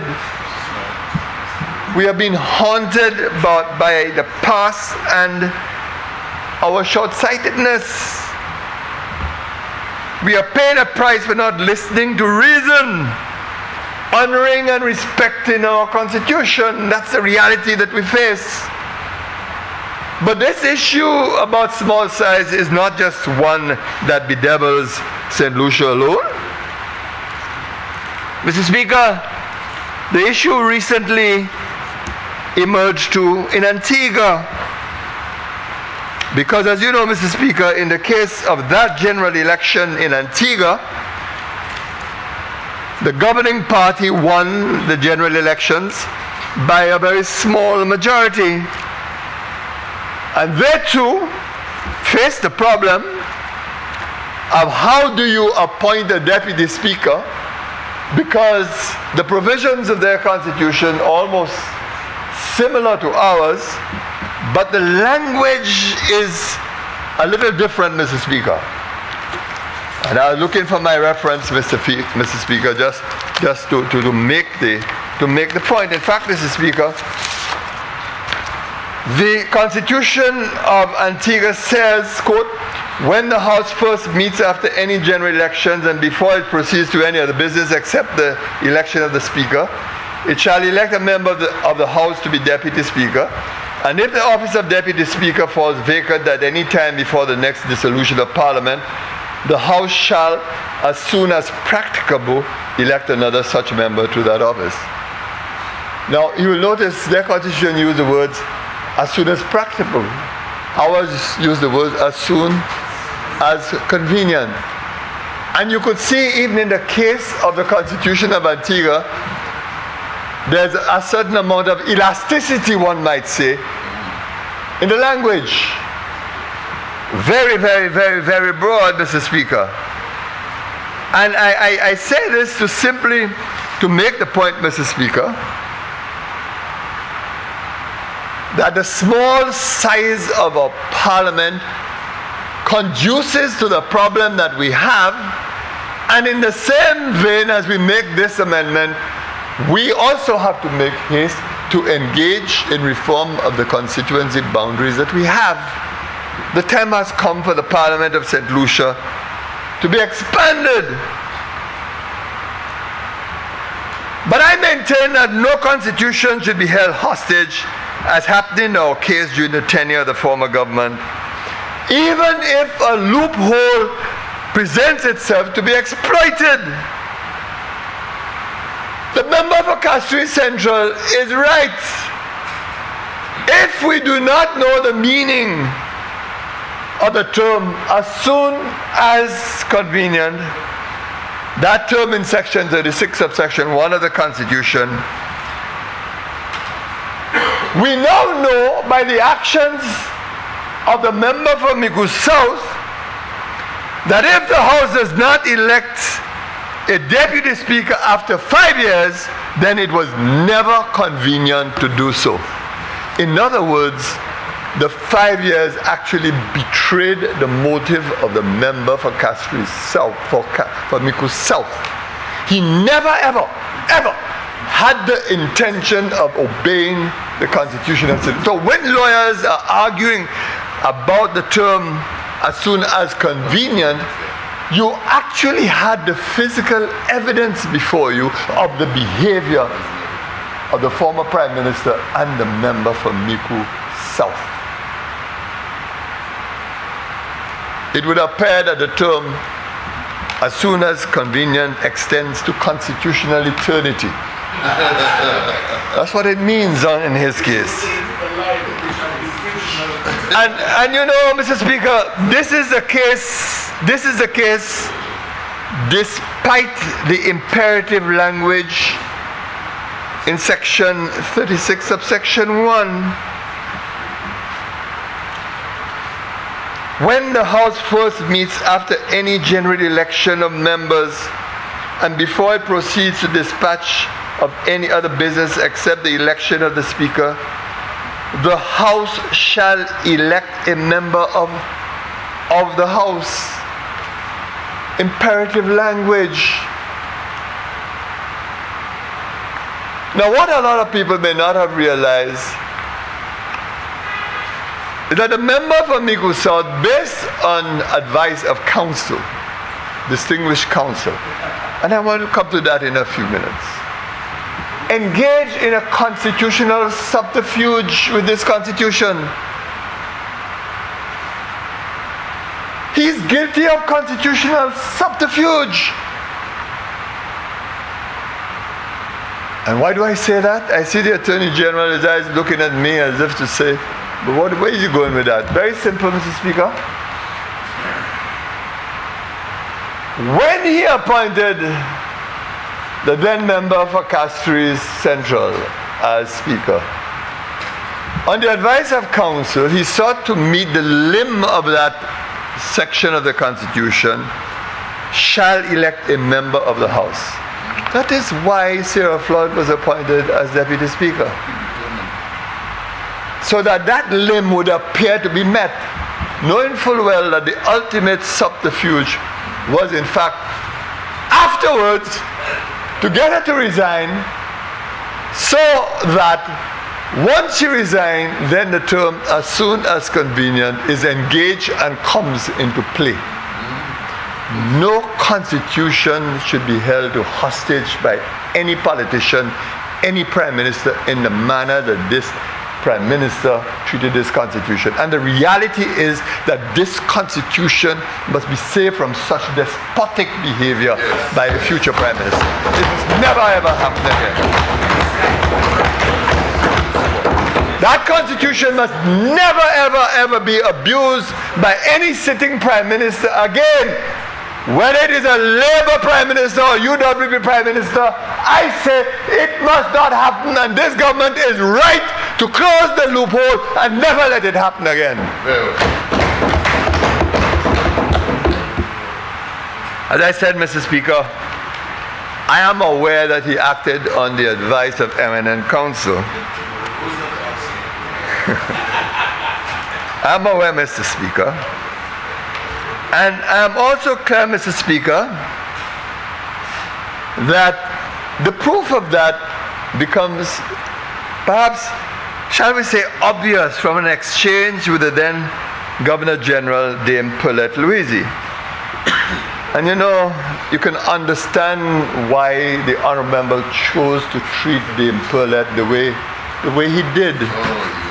Dame Paulette was merely attempting to see if the spirit of the Constitution could be maintained. Now, Mr. Speaker, I want to share with you and share with the House a copy of the letter written to the then Prime Minister, the member for Migu South by Dame Paulette, and his response to her.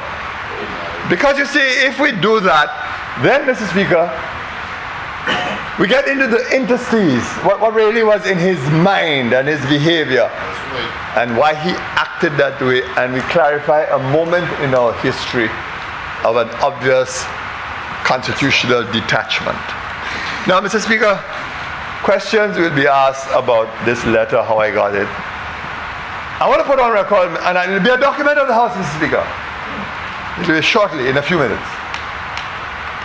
Questions will be asked, but I can tell you, Mr. Speaker, I did not get this document from Government House, from the current Governor General. I've had it since the days in opposition, waiting and waiting for the right moment to talk about it and disclose it. Waiting and waiting. And I have judged, Mr. Speaker, that today is the right day to talk about this document. And I asked the clerk, Mr. Speaker, with your leave to make this a document of the House. It's right there. Now, I'm going to read, Mr. Speaker, the letter of the then Governor General on the issue, Mr. Speaker. The letter is dated July 19th. And by the way, Mr. Speaker, that letter was never given to me by Dame Paulette Louise, if others want to go there. Never ever, and nor discuss with me. But and let me also say that again, I have had both letters. The letter was written on July 19th, 2016. July 19th. Dear Prime Minister, quote, I am in receipt of your letter of July 13, 2016, advising me to appoint Honorable Sarah Flood Bobra as Minister in the Ministry of Finance, Economic Growth, Job Creation, External Affairs and the Public Service. However, at the opening of Parliament on July 12th, Honorable Flood Bobra was appointed Deputy Speaker of the House, which therefore makes her ineligible to be a member of the Cabinet of Ministers. While Section 36(1) of the Constitution of St. Lucia allows for a vacancy to exist in the office of Deputy Speaker at any time before the next dissolution of Parliament, it requires that the, quote, House shall as soon as convenient elect another member of the House to that office. Given the current situation in the House and the opposition decision not to nominate someone from its members for that office, the election of a Deputy Speaker, should Honorable Sarah Flood Bobra be appointed as a Minister, seems unlikely in the near future, and at any rate, before the next sitting of the House, scheduled for August 2016.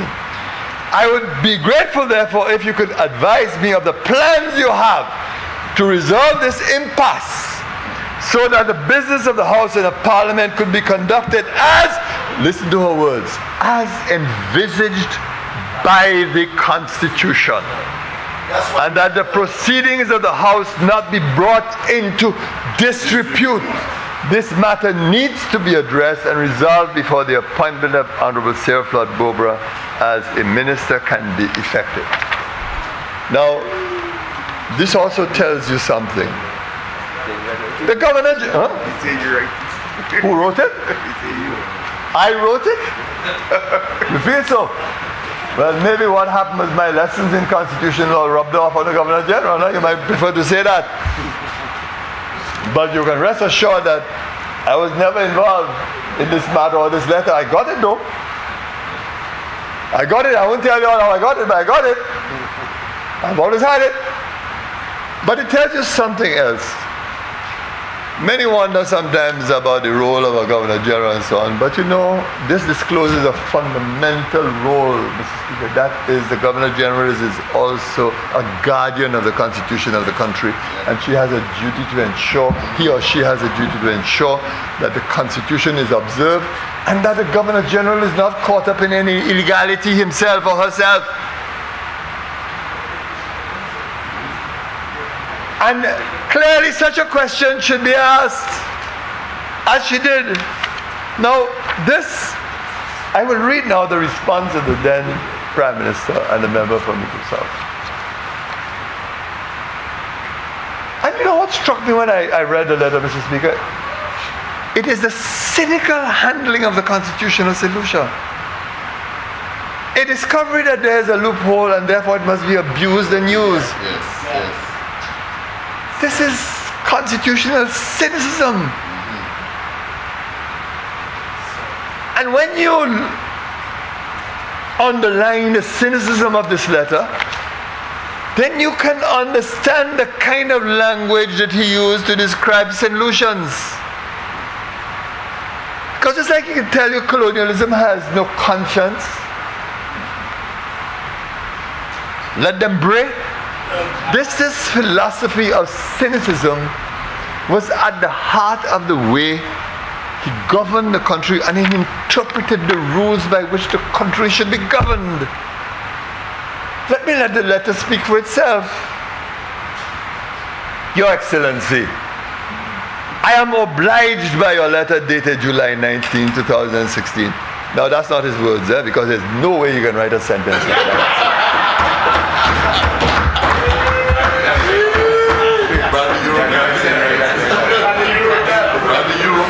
There is no way. Then he says, before writing to you advising that you appoint the Honorable Sarah Flood Bobra as Minister in the Ministry of Finance, Economic Growth, Job Creation, External Affairs, and I did consult with other members of the Cabinet and also sought advice of a legal nature as to the course I propose to take. So the two of you must have been involved. I should like to share part of that advice which I received and by which I intended to be guided. And by the way, I have the advice. I have the advice of eminent counsel, but I chose not to overburden the House today with tendering that advice. I left that alone for another time. And here he quotes from the advice of eminent counsel. As I read the Constitution, Section 35, subsection 3 reads, no business shall be transacted in the House other than the election of Speaker at any time when the office of Speaker is vacant. There is no equivalent section relating to the Deputy Speaker. The point he's making is that the business of the House can be conducted without a Deputy Speaker. You don't need a Deputy Speaker. That don't apply in relation to the Speaker. You must have a Speaker to conduct the business. There is no equivalent section relating to the Deputy Speaker. What the Constitution does say after mandating the election of a Deputy Speaker is, and if the office of a Deputy Speaker falls vacant at any time before the next dissolution of Parliament, the House shall, as soon as convenient, elect another member of the House to that office. Quote. Nowhere in the Constitution nor in the Interpretation Act is the concept as soon as convenient defined. It is noteworthy that in respect of the office of Speaker, there is an absolute prohibition on doing any business other than the election of a Speaker when there is not a person appointed to the office, whereas in respect of the office of Deputy Speaker, the more elastic phrase, as soon as convenience, is used. There is no prohibition against doing business when the post of Deputy Speaker is vacant. And I think you understand what I've been trying to say to you about the underlying cynicism of how you interpret a constitution and how you seek to give life and expression to it. Quote, I am satisfied that when the framers of our constitution reduced the concept of governance to writing, they did so with a precision born of long experience and considerable skill. The courts, and in particular Lord Diplock in the Privy Council, have held that in the interpretation of the Constitution, the approach must be a purposeful approach rather than a legalistic approach. Now, if I were Lord Diplock and I heard this, I would be turning in my grave. Because you see, I don't think Lord Diplock would have ever intended that what he has said and has been so quoted so often about would be used in such a cynical manner by an advice stemming from eminent counsel or by a prime minister who receives such advice. Because how on earth could disobedience to the rules of a constitution mean that you're giving it a purposive interpretation? A purposive interpretation has a certain meaning in statutory law, intended to give life and meaning to a constitution, sometimes beyond its ordinary boundaries, provided that, of course, it is reasonably justified. It goes on to say, I have no doubt that if the circumstances should arise that a person should be appointed Deputy Speaker, and that thereafter, in the exercise of a discretion, the Prime Minister should determine that that person should be required to fill a post in the Cabinet, then there would be no conflict with the terms of the Constitution if that person were appointed to be a member of Cabinet, notwithstanding that the post of Deputy Speaker might remain vacant for a period of time. Unquote. And then it says, guided by the above advice, I am satisfied that in appointing the Honorable Sarah Flood Beaubrand to be a member of the Cabinet, whilst it is inevitable that she should give up the post of Deputy Speaker, the business of the House can continue without the proceedings of the House being brought into disrepute. In the circumstances, I look forward to the appointment. What? He says he's satisfied that the business of the House can continue without the proceedings of the House being brought into disrepute. And that encapsulates the cynicism underlying the approach of the member of Biku South to the Constitution of this country. To disobey with impunity the traditions of the forefathers of this Constitution. And what is the practical significance of this for us today? Mr. Speaker, I've said in this House before, Mr. Speaker, that a sitting Prime Minister is entitled to believe that if there is a particular practice or convention that has developed in governance, that in his own actions he will behave in a certain way because intrinsically he believes that his successor will in turn observe those conventions and those practices.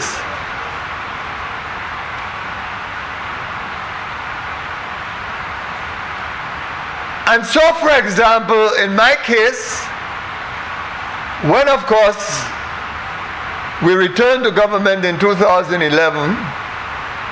with an 11-6 majority, I fully respected the fact that the then opposition did not want any of their members to be appointed as a Deputy Speaker and proceeded to recommend one of our own at the time to be Deputy Speaker, for which of course I was maligned continuously. Why, Mr. Speaker? Because I understood that the spirit and the intendment of the Constitution had to be respected, it had to be honored, it had to be observed, and that we must set in train the traditions and practices that have to be followed in the future. But this has taught me one powerful lesson, Mr. Speaker. The lesson is this. After this episode, no Prime Minister is entitled to feel that a successor will be obedient to what has been established by previous Prime Ministers, by previous governments, by the interpretation of previous rules. And we have a duty in this House to guard against that possibility that a constitution will be flouted in the manner that it was by the member for Miku South.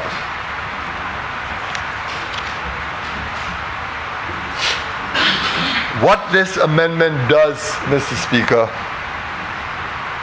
is to save the Constitution from the actions of future politicians like the member for Miku South, who disrespects and abuses the Constitution of our country. You may want to extend it, Mr. Speaker, one step further. You may even want to say that we are doing a service to this country. We are saving the Constitution from ourselves as politicians, so that we do not engage in the excesses of the day, that we ourselves recognize that we must stay within the four corners of our Constitution, live its language, believe in its language, adhere to its spirit, and how it says we must govern ourselves. Ultimately, Mr. Speaker, we are saving our people and their Constitution for those politicians who are minded to abuse their powers and the provisions of the Constitution by which their governance is to be measured. And so, Mr. Speaker, speaking for myself, I have absolutely no hesitation in supporting this amendment. Mr. Speaker, I tried in vain to understand the member from Miku South. I tried in vain. I tried to understand what he was trying to say when he suggested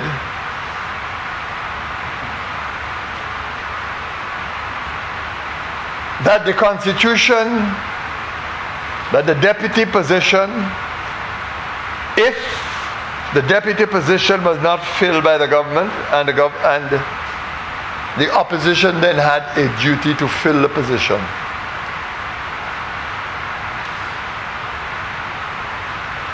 I tried to understand what he was saying. I tried to understand what he meant when he was suggesting that perhaps you should amend the Constitution to say that in a case where a Prime Minister appoints all members to his cabinet, then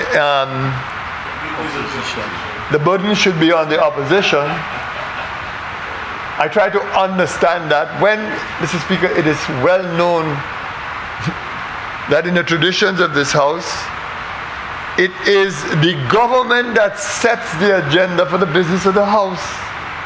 It is a government that has the responsibility to ensure that constitutional provisions are adhered. It is the business of the opposition to hold the government to account in saying to the government, these are the provisions of the Constitution, you must observe it. I have never heard in my entire lifetime a logic so twisted as the logic of the member for Miku South. I have never encountered such logic, Mr. Speaker. The truth of the matter is that in this amendment before the House, it is a Constitution that is being protected, and there can be no doubt about it. The member for Miku South is on trial. He is on trial because, as I said at the very outset, it is what he did to this Constitution It is the injury that he caused to this Constitution, the damage that he caused to the Constitution, that has led to this eventuality here today. And when imperfections arise in constitutional behavior and practice, if the Constitution says to us that we are giving you a route to correct it, then we do so. And you know, Mr. Speaker, the majority that I understand is required to amend this Constitution is a 2/3. What does that say to you? When constitutional framers decide in a heavily entrenched constitution like ours to ensure that you have the lightest entrenchment mechanism to protect a provision of the Constitution, they are already saying to you that occasion may arise to amend, and therefore we're going to facilitate you in making that amendment. That is why this provision merely requires a 2/3. It is at the lowest level of protection in the Constitution. And what is this nonsense about discussion? And there is no provision in this Constitution at Section 36(1) that has been debated in this country as much as I said Section 36(1). From the days when no appointment was made, it was an issue on all talk shows in this country. It was an issue raised by the opposition repeatedly. And even in recent times, it's been a subject of debate and discussion. I am not saying that in the 90 days that the government did not have engaged in discussion, the government has. It's been a debate and a discussion throughout. But there are 2 points. One, that section, as I said, is lightly entrenched because it only requires... Member for Beaufort South, you have 10 minutes left. Oh, Mr. Speaker, 10 minutes is fine. It is lightly entrenched, as I said, because it only requires a 2/3 majority to amend, which means, as I have indicated, that the framers of the Constitution understood that at some point it may have to be the subject of adjustment and change. And secondly, Mr. Speaker, quite apart from the fact that it is lightly entrenched, in my opinion, we have had considerable discussion about the provisions of that Constitution. So, Mr. Speaker, this is not an issue about just elevating any particular individual to cabinet position. This is a deeper issue. It is curing a major defect in constitutional practice and constitutional law. And the government has a responsibility, where it has the authority to do so, to correct that defect in that Constitution. But I end on the note that I started, that there are deeper issues that we have to consider for the future. You know, Mr. Speaker, one of the reasons why a lot of members are reluctant to take up the position of Deputy Speaker has to do with the emoluments attached to the office. When you're going to pay a Deputy Speaker just a little allowance to be a Deputy Speaker, and he's an elected member, what you are really doing, Mr. Speaker, is to what? Well, it's not just discriminating, but you're relegating him. You're relegating him because he's going to face all the pressures. He can't be in the cabinet of ministers, so he's not getting the salary and allowances, but all he gets is a paltry allowance to be Deputy Speaker. Now this really should have been a matter addressed by the Salary Review Commission, but I guess they have never thought about it. And I hope that this government, at the right time, decides to correct that and also attach a reasonable salary to the position of Deputy Speaker, not only to attract someone from outside of the House, but in the event that somewhere down the road an elected member decides, I don't wish to be in the cabinet, I don't mind being a Deputy Speaker to do the work of Deputy Speaker. But I also believe that in that spirit, that if you move in that direction, you need to establish duties and responsibilities for that deputy speaker as much as you do for your speaker. In other words, it should not be an individual who holds a position in name only, but he should be a working individual assisting the office of Parliament and the discharge of the duties and responsibilities of Parliament. I have said before in this house, I will call a spade a spade. I will cause discomfort, but it's a reality. It is a reality. What attracts anybody to the position of deputy speaker, except of course the temporary deputy speaker, to sit in a chair for 5 minutes when the speaker goes to the bathroom or go and eat? Everybody knows what the speaker is doing when he adjourns for 5 or 10 minutes. No house should be held in that kind of disrepute. And the business of the house amputated because of those things, inevitable as they are, Mr. Speaker. And of course, I'm not talking about you, Mr. Speaker, because I applaud you the way you sit there. I mean, you remain focused. You ask for no mercy, Mr. Speaker. I know now you might be tempted more often than not with the Deputy Speaker. But levity aside, my point is that we need to go further to rectify the seeming anomaly and to make the position attractive and meaningful. Now, this should not be a constitutional amendment purely to decorate the Constitution and no more.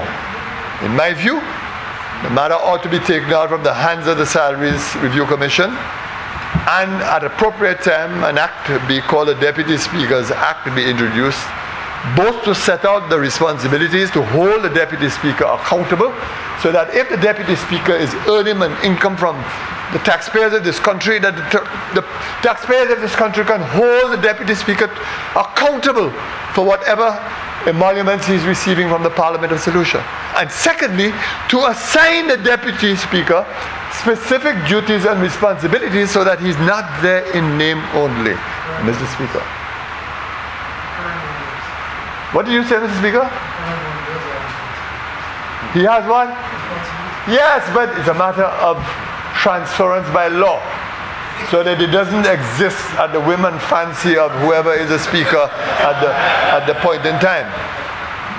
And I know you, Mr. Speaker, that you will not withdraw it, although it is at your whim. But the fact of the matter is that the Deputy Speaker will be protected, and of course the people of St. Lucia can be assured that there will be accountability. And I hope you account for whatever you did as Deputy Speaker in due course. And so, Mr. Speaker, I end on a note that in constitutional behavior and practice, anomalies will come up, weaknesses will come up, abuses will come up. We are a young nation. We are 44 years old. When you look at the historical process, it's a youthful age. We're young. We'll make mistakes, and I always say that. I always say that we are very hard on ourselves as a people and as a country. It's another time, Mr. Speaker, but I watch the accomplishments of this country over the last 44 years. You know, Mr. Speaker, despite the moans and groans you hear repeatedly, the challenges, the difficulties we have had, there is so much that has occurred in this country that we need to give thanks for. I remember growing up, Mr. Speaker, on large estates, young boy. I remember what those estates were like and how people lived. My goodness, Mr. Speaker, I drive down to my constituency quite often, and I watch the number of vehicles on that road and I shake my head. What a dramatic change it has been. What a You have dramatic 5 minutes change. left, member. Mr. Speaker, I look at the quality of our housing. Whether you and I believe that it was the banana revolution that provided the income to improve the quality of our housing in our rural sector, or whether it was otherwise, the fact of the matter is that those changes have been dramatic. We have conquered universal secondary education. Every child in our country now is guaranteed a place. I marvel when I drive around, Mr. Speaker. The whole country is electrified. Although, of course, Lucia is doing a terrible job to provide lights on our roads. And you know my beef with Lucia, Mr. Speaker? I don't see enough lights. They're not replacing the lights. Nobody wants to touch Lucia. Yes, I know all of those things. But my point, Mr. Speaker, we also have to be brave, recognize our mistakes, and correct our mistakes. This government has done this amendment for the future of this country, the future history of this country, for the future behavior of politicians, and also for the future behavior of a sitting prime minister, to guarantee the people of this country that no future prime minister will behave in the manner of the member from Miku South as he did in the last 5 years of his reign. Thank you, Mr. Speaker. I say no more.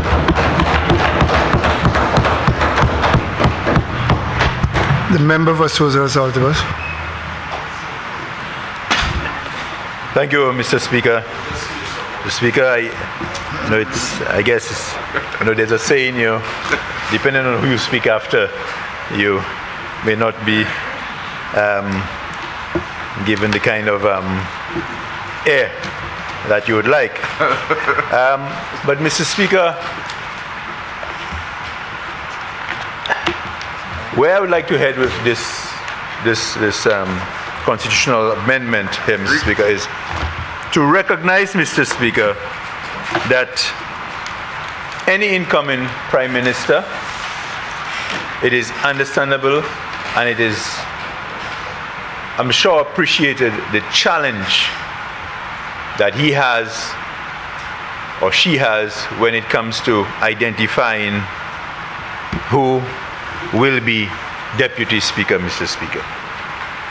And I say that, Mr. Speaker, because I am very sure that the member for Beaufort South, in his time as Prime Minister, when he had to select a Deputy Prime Minister, he also did some scratching, Deputy Speaker, scratching of the head. And this may have well been responsible for the member then may have lost the seat, Mr. Speaker. I remember, Mr. Speaker, constituents of mine at the time telling me, there's no way you can accept the role of Deputy Speaker. You work too hard for that seat that you have won.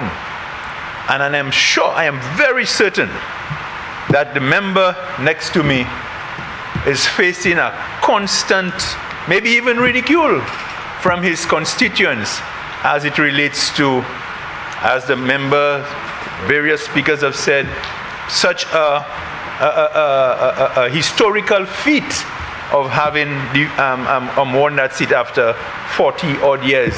So it's definitely, a challenge for the Prime Minister, and I can well understand the reason why we are coming to the House today, Mr. Speaker. But, Mr. Speaker, the problem I have, and I think while the member for Beaufort South spoke about it, the Constitution, in my mind, is supposed to be lucidly clear, Mr. Speaker. There should not be room for misinterpretation. And I am very, very certain, and I heard the member, my good friend for Castro South, where he said before they came to Parliament, how they would have prepared themselves and they would have ensured, that they spoke forcefully on matters that they was going to speak to. A short while ago, I asked the member for Beaufort South, and I hope that does not open the way where he will not give me advice when I ask for it in the future. I asked him whether Parliament was immune from the court providing injunctions. And I'm very certain that if the members who were opposite then were convinced that the action taken by the former Prime Minister, they would have gone to the court for some sort of injunction. But it's because of the misinterpretation or the uncertainty, the clarity was not there, Mr. Speaker. particularly the word of convenience, Mr. Speaker, that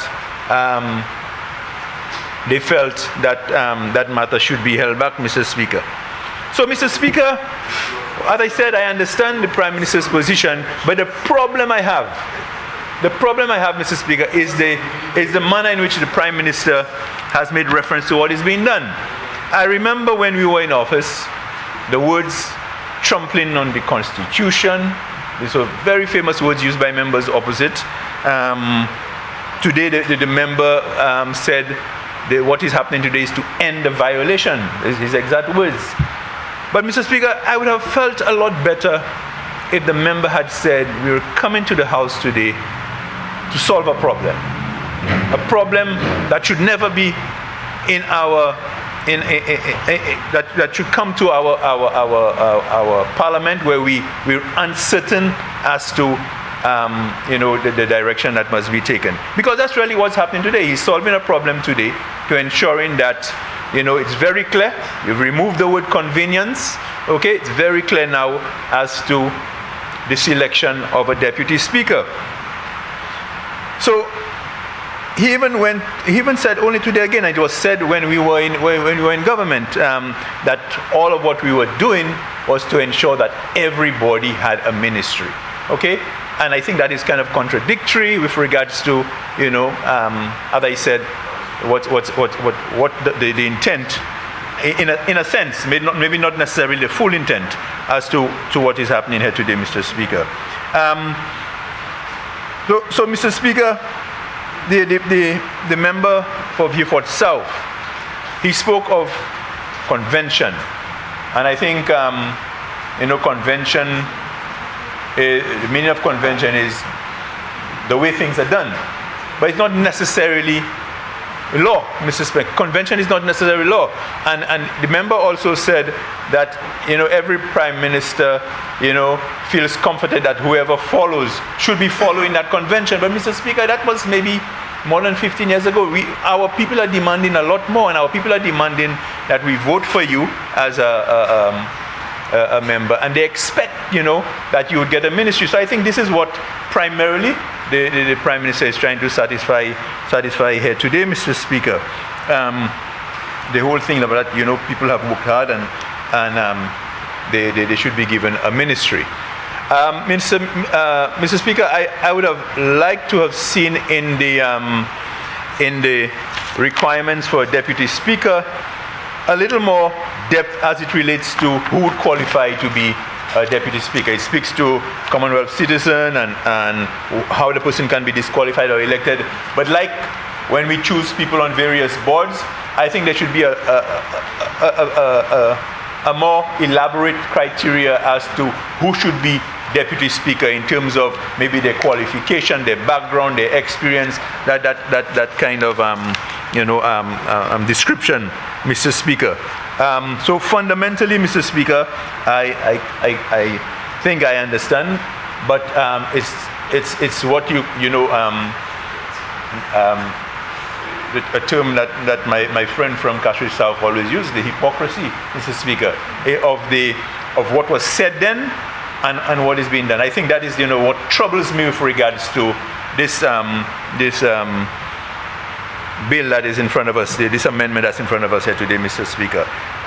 So I wanted to speak to the understanding of what is being done, Mr. Speaker, but I think it is quite contradictory with what was being said in the past as it relates to what's being done today, Mr. Speaker. That said, I rest my case. Thank you. I'll abstain.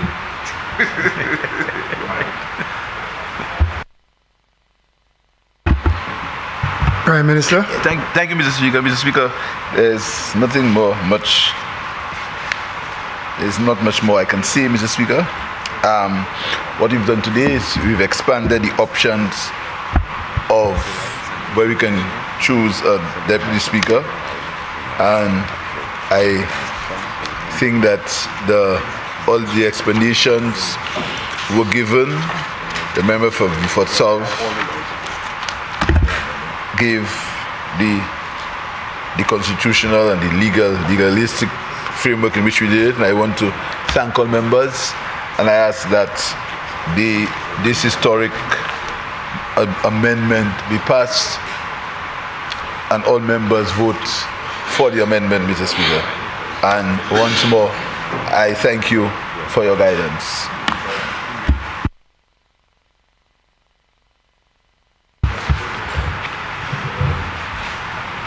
Honourable members, the question is that the Constitution of St. Lucia Amendment Number 2, Amendment Bill be read a second time.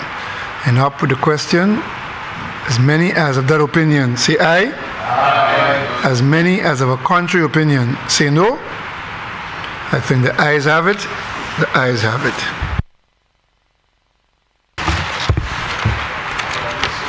An act to amend the Constitution of St. Lucia, Cap 1.01. Whereas under Section 41(1) of the Constitution of St. Lucia, Cap 1.01, Parliament may alter any of the provisions of the Constitution.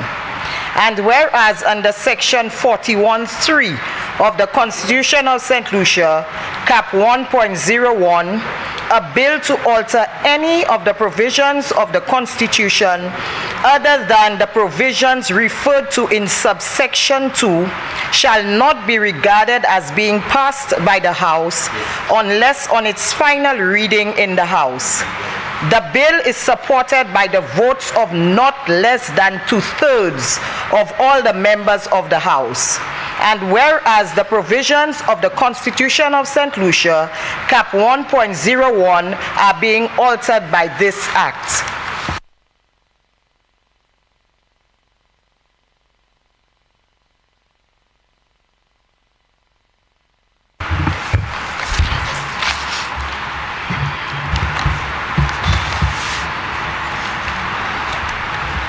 Clause 2. Substitution of Section 36. Clause 2, little typo. Principal is wrongly spelled. Has an L too many. Yes. No, not an L. It's an A and too much of an L. Where is it? No, it has an L to me. You have to take out the L. P-R-I-N-C-I-P-A-L. Right. So, no, but if you take out the L, it's there. There's an L after the P. If you remove that L, it's correct. No. Oh, yes, yes. Yeah. So all it requires is the removal of the L. Yes. See the same thing. Yes.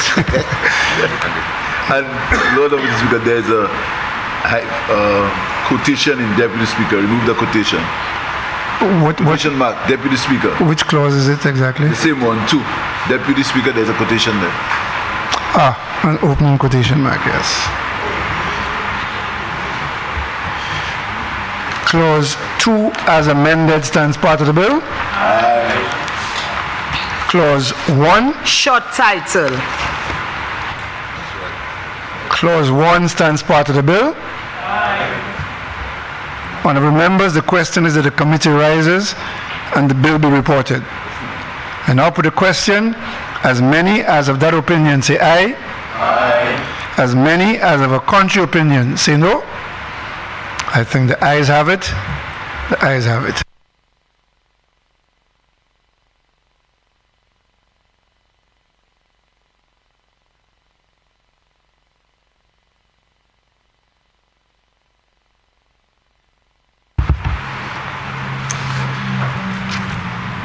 Honourable members, I beg to report that the Constitution of St. Lucia Amendment Number 2 bill went through committee stage with amendments to Clause 2. Prime Minister.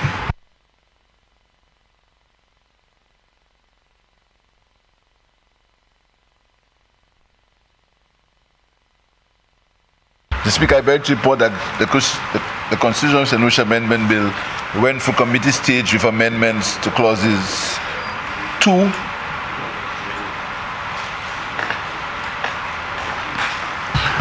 Honourable members, the question is that the report of the committee be adopted and that the Constitution of St. Lucia Amendment Number 2 bill be read a third time and passed. I now put the question, as many as of that opinion say aye. Aye. As many as of a contrary opinion say no. I think the ayes have it. The ayes have it. Division, Mr. Speaker. Madam Clerk, a division has been called for. Members, you shall answer to your name if either aye or nay. Honorable Dr. Kenny Anthony, how do you vote? Aye. Honorable Kenson Casimir, how do you vote? Aye. Honorable Sean Edward, how do you vote? Aye.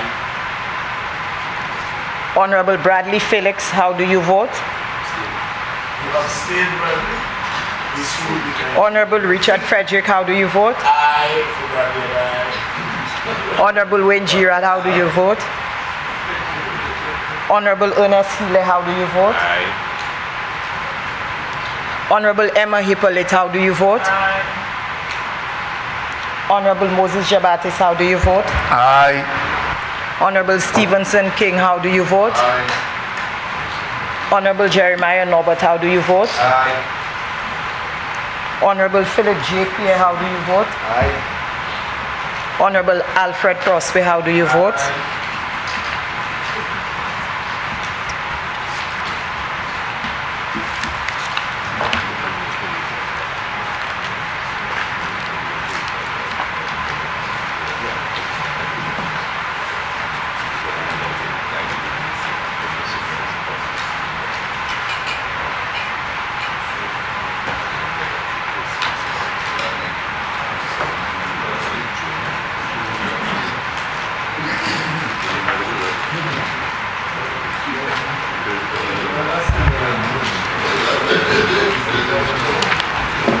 Honorable members, I beg to report that the vote of the division, 12 ayes, no noes, and 1 abstention.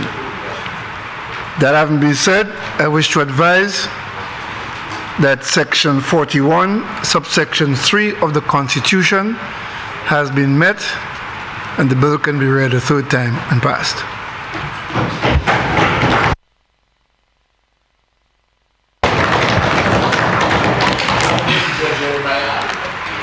Be it enacted by the King's Most Excellent Majesty, by and with the advice and consent of the House of Assembly and the Senate of St. Lucia, and by the authority of the same as follows. This act may be cited as the Constitution of St. Lucia, Amendment Number 2 Act 2023.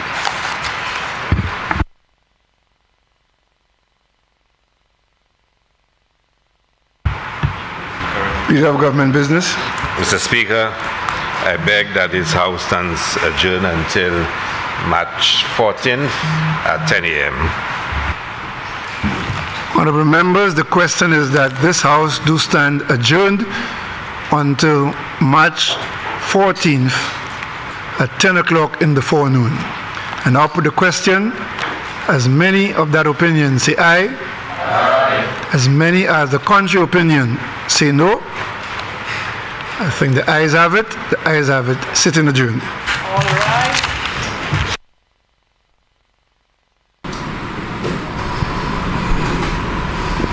Well, there you have it. The sitting of the House coming to an end for today, March the 7th, Tuesday. The more interesting motion and bill, well, one motion and one bill. The motion authorizing the Minister of Finance to guarantee an overdraft facility in the amount of $3,500,000 for the purpose of assisting with working capital requirements, that the repayment of the advances are on demand. The interest payable monthly at the bank's base lending rate from time to time, 4% per annum, with a present effective rate of 6%, and a commitment fee of $5,000 payable on the acceptance of the commitment letter. And the bill before the House by the Minister of Finance, Economic Development, the Prime Minister, that is the Constitution Amendment Number 2, making provision for a Deputy Speaker. Well, during the session of the House, the leader of the opposition was given all the so-called protection he complained that he had not been receiving from the Speaker. But that did not stop him from leaving or walking away after making his contribution to the Constitution Amendment number 2, leaving the member for Procedural Saltibus alone on the opposition bench to vote on the bill. Every member present at today's sitting was seated in the chamber when the vote was taken, with all government members voting in favor, with the member for Procedural Saltibus abstaining. So there were 12 A's, no no's, and 1 abstention, and that abstention came from the member for Procedural Saltibus. I am Winston Springer. Over to you, Michael Gaspard. Merci un peu, Winston. Avec nous venons au bout de la session qui constitue côté plus gros loi et bien changement qui était fait, c'était pour changer cette constitution pour bailler le gouvernement et bien un parlement autorisation pour chercher pour un monde dehors qui consiste pour servir comme ça dit député speaker qui a changé en temps passé un chai ça tenait un chai allé casser comme dernier gouvernement en bas conduite premier ministre en temps passé, ça c'est honorable Alan Chasney qui à présent c'est chef face à l'opposition.